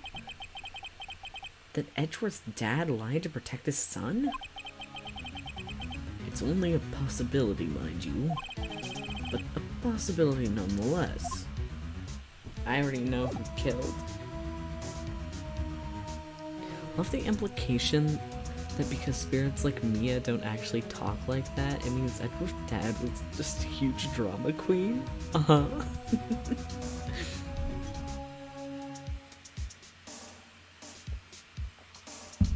Where do you think that Edgeworth learned it from?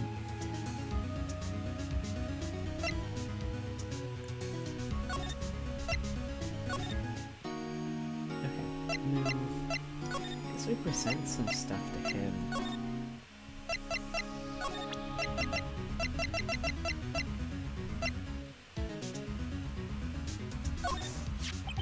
Oh ho ho, so this is the letter. It does seem that Yogi was following this letter when he killed Hammond.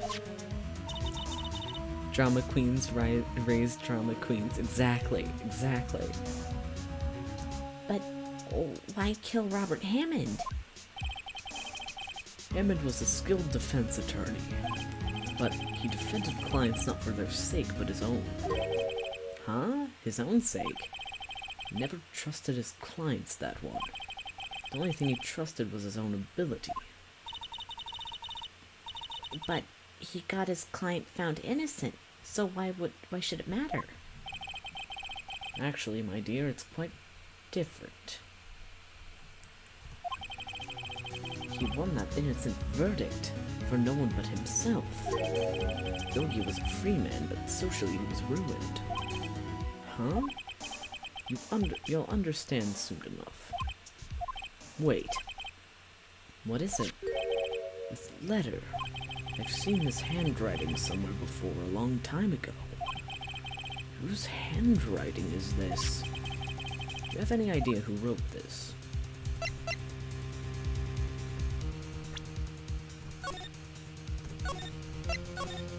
I know who did it.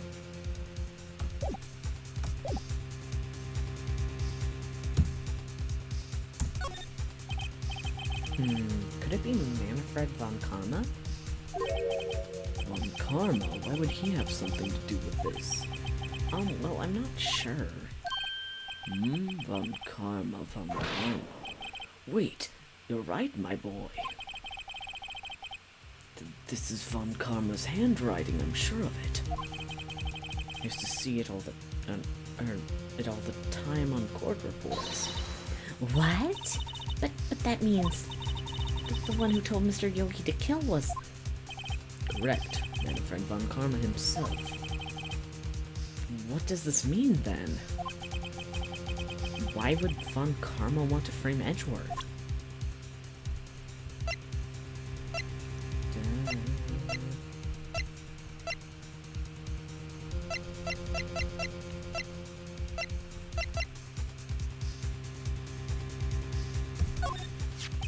This incident took place 15 years ago tomorrow. So tomorrow we'll see the completion of not one but 2 trials. All thanks to the statute of limitations.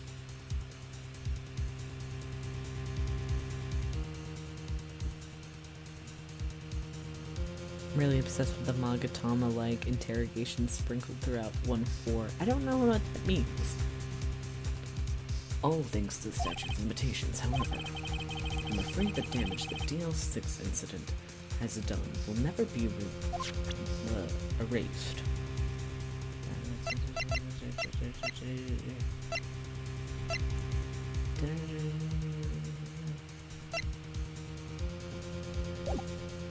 Oh, okay.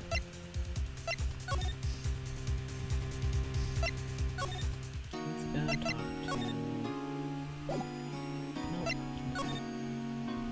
to...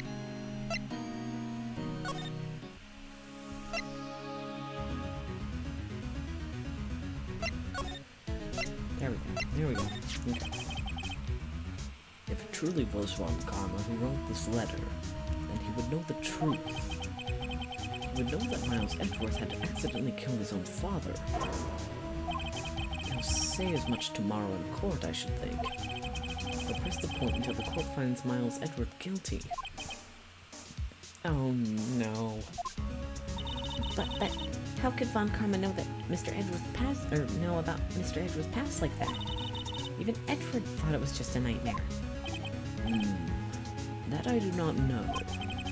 Yet I do know that Von Karma is both persistent and a perfectionist.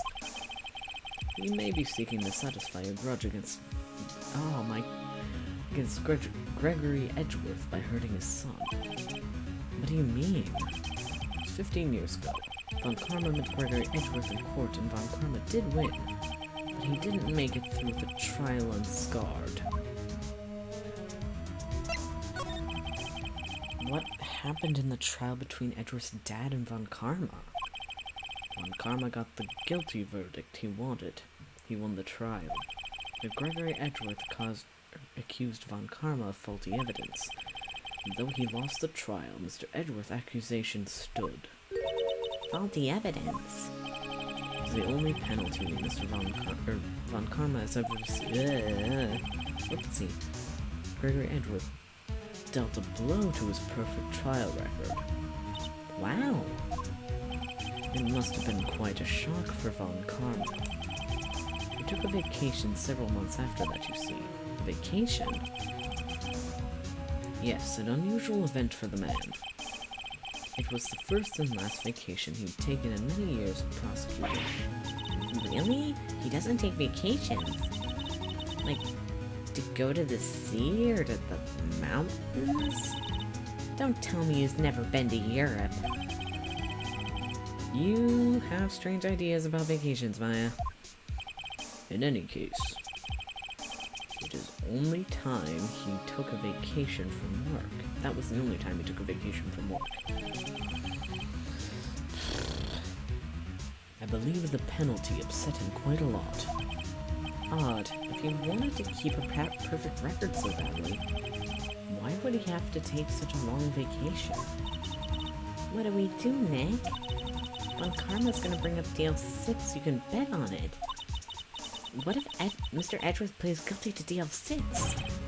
I won't let him. Yes, Mr. Wright. I hate to say this, but even accidental murder is murder, you know. I know that. I just believe Edgeworth in Edgeworth's innocence. Gay people. I can't believe he'd kill someone. But Nick, Mr. Edgeworth admits it himself. His father must have lied to protect him from beyond the grave. I don't care. I know he's not guilty. Mr. Wright, if you say so, I suppose I could go check again. The police files might hold something of interest. Mr. Grossberg, thank you! I can't promise anything. In fact, I think the chances of finding something are very slim. I understand. The police materials,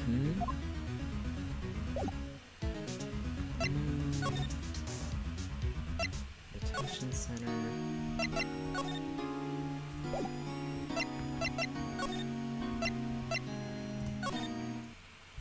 Cool. There's hardly anyone here. Everyone must be out looking for the old guy, Yogi. Ah, it's you. Don't think Gumshoe will be coming back today. He's staying out late looking for someone. Sounds like Detective Gumshoe was pounding the pavement for real. We were wondering if you could check out the records room again. Well, now I can't just have anyone wandering around in there. But I guess Mr. Von Karma is in there now, anyway. You can go in as long as he's there. Von Karma. Yes, just arrived actually. Von Karma's in the records room. Nick, let's hurry. Get his ass. Aw, man. Dusty as always. We were only here just yesterday. I'm sure they haven't had time to clean. What's wrong, Nick? Nothing. I was just noticing that he isn't here. Von Karma. Sam. Why is it open? Huh? One of the drawers here is open. Someone's been looking in it recently. The label says unsolved cases evidence. Unsolved cases. Nick! The file for DL6 is completely empty. But what? What are you doing in here? Eek! Von Karma! You... How do you know my name? Huh? Have we met? Upfront faced, frontward facing man. Don't like it. What are you, what are you saying? We see each other every day, don't we? We're Miles Edwards' defense team. Defense team. I beg your pardon, I see. I rarely remember defense attorneys. His eyes are so... They are like bugs to me, needless things to be crushed. I can see how this guy was Edgeworth's mentor.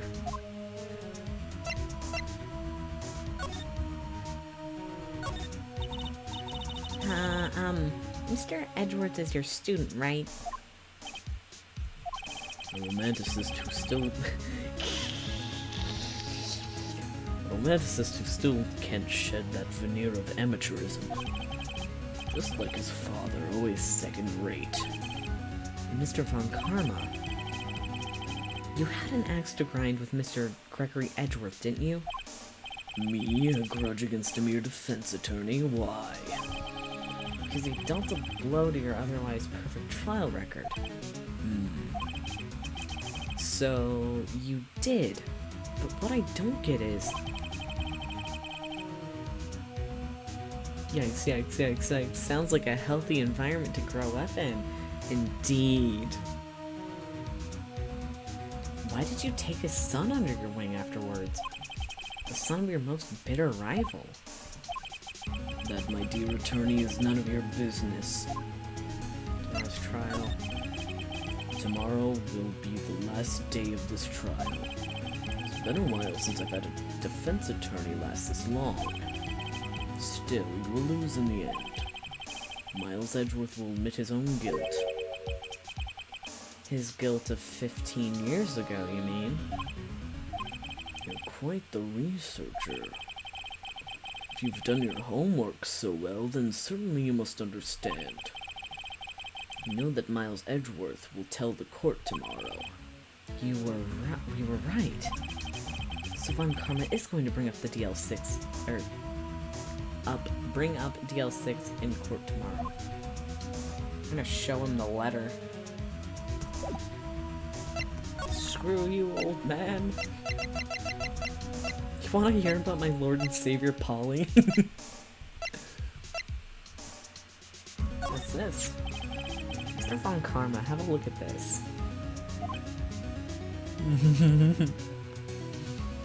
He looks like he captains large wooden ships during pirate times. He doesn't look like a pirate, he looks like he would be like one of the British, like, posh trader dudes.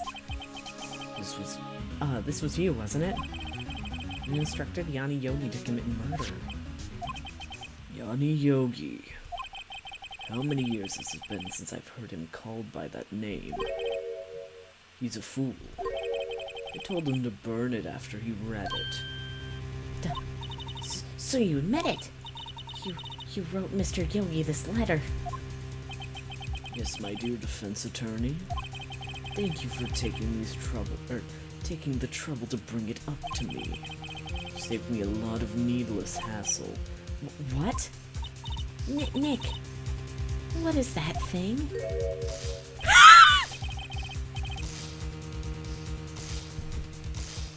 Hello?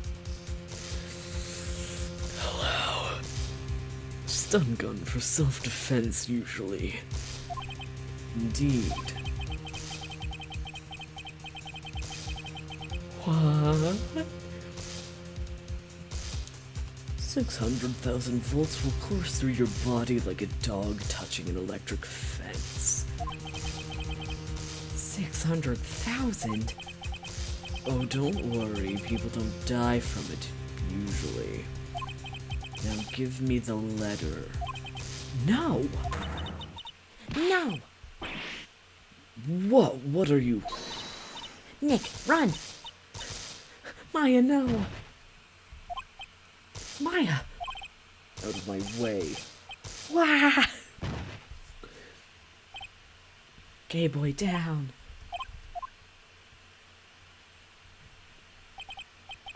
He got us. The letter's gone, of course. And he took the DL6 evidence, all of it.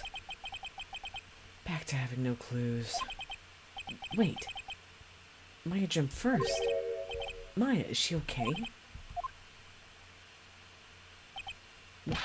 Maya!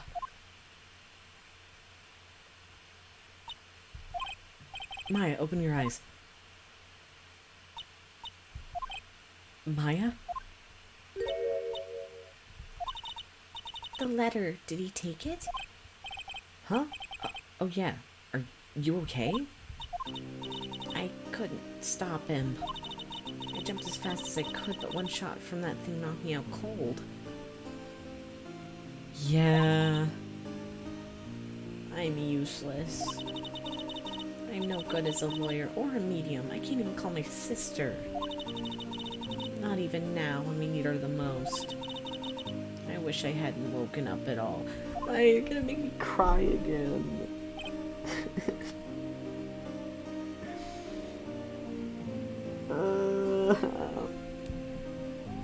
Oh my gosh. No, don't say that about yourself. Maya! Grr, there has to be some way I can help her. Better do something about her self-confidence first. Maya, she's holding something. What's that? A bullet? It deals 6 evidence, number 7 taken from the heart of Gregory Edgeworth. I remember. Von Karma was holding this when Maya jumped in. Smash in the pocket. I'll prove it to you, Maya. You're most definitely not useless. Well, I'll prove it to you in court tomorrow. Okay then. I'm very tempted to continue, but also it is nearly 2 in the morning. And I think this would be a very fun point to leave off in a cliffhanger. Oh wait, shoot. No, let me save. Spray bottle. Why are you spray bottling me? Oh, who followed? Thank you for the follow.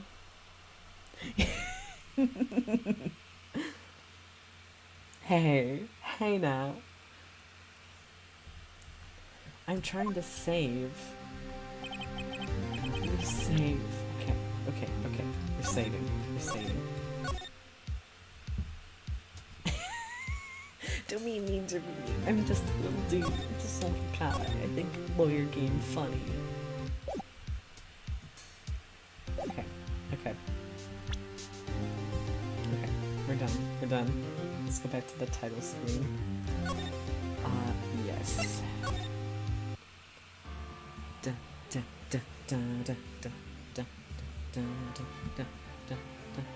Okay. We are done for the night.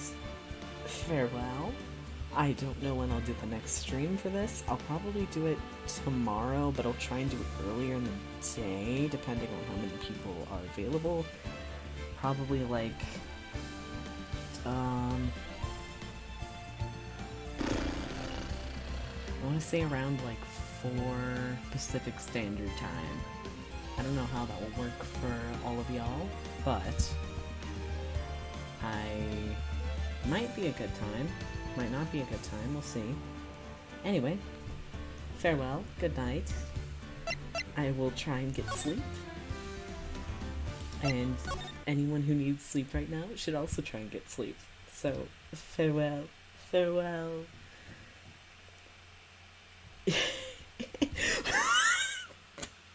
Sage, you can't say that right before I leave. You can't say that. Your Honor, I wish to present evidence, but the clap of my ass cheeks keeps alerting the prosecution.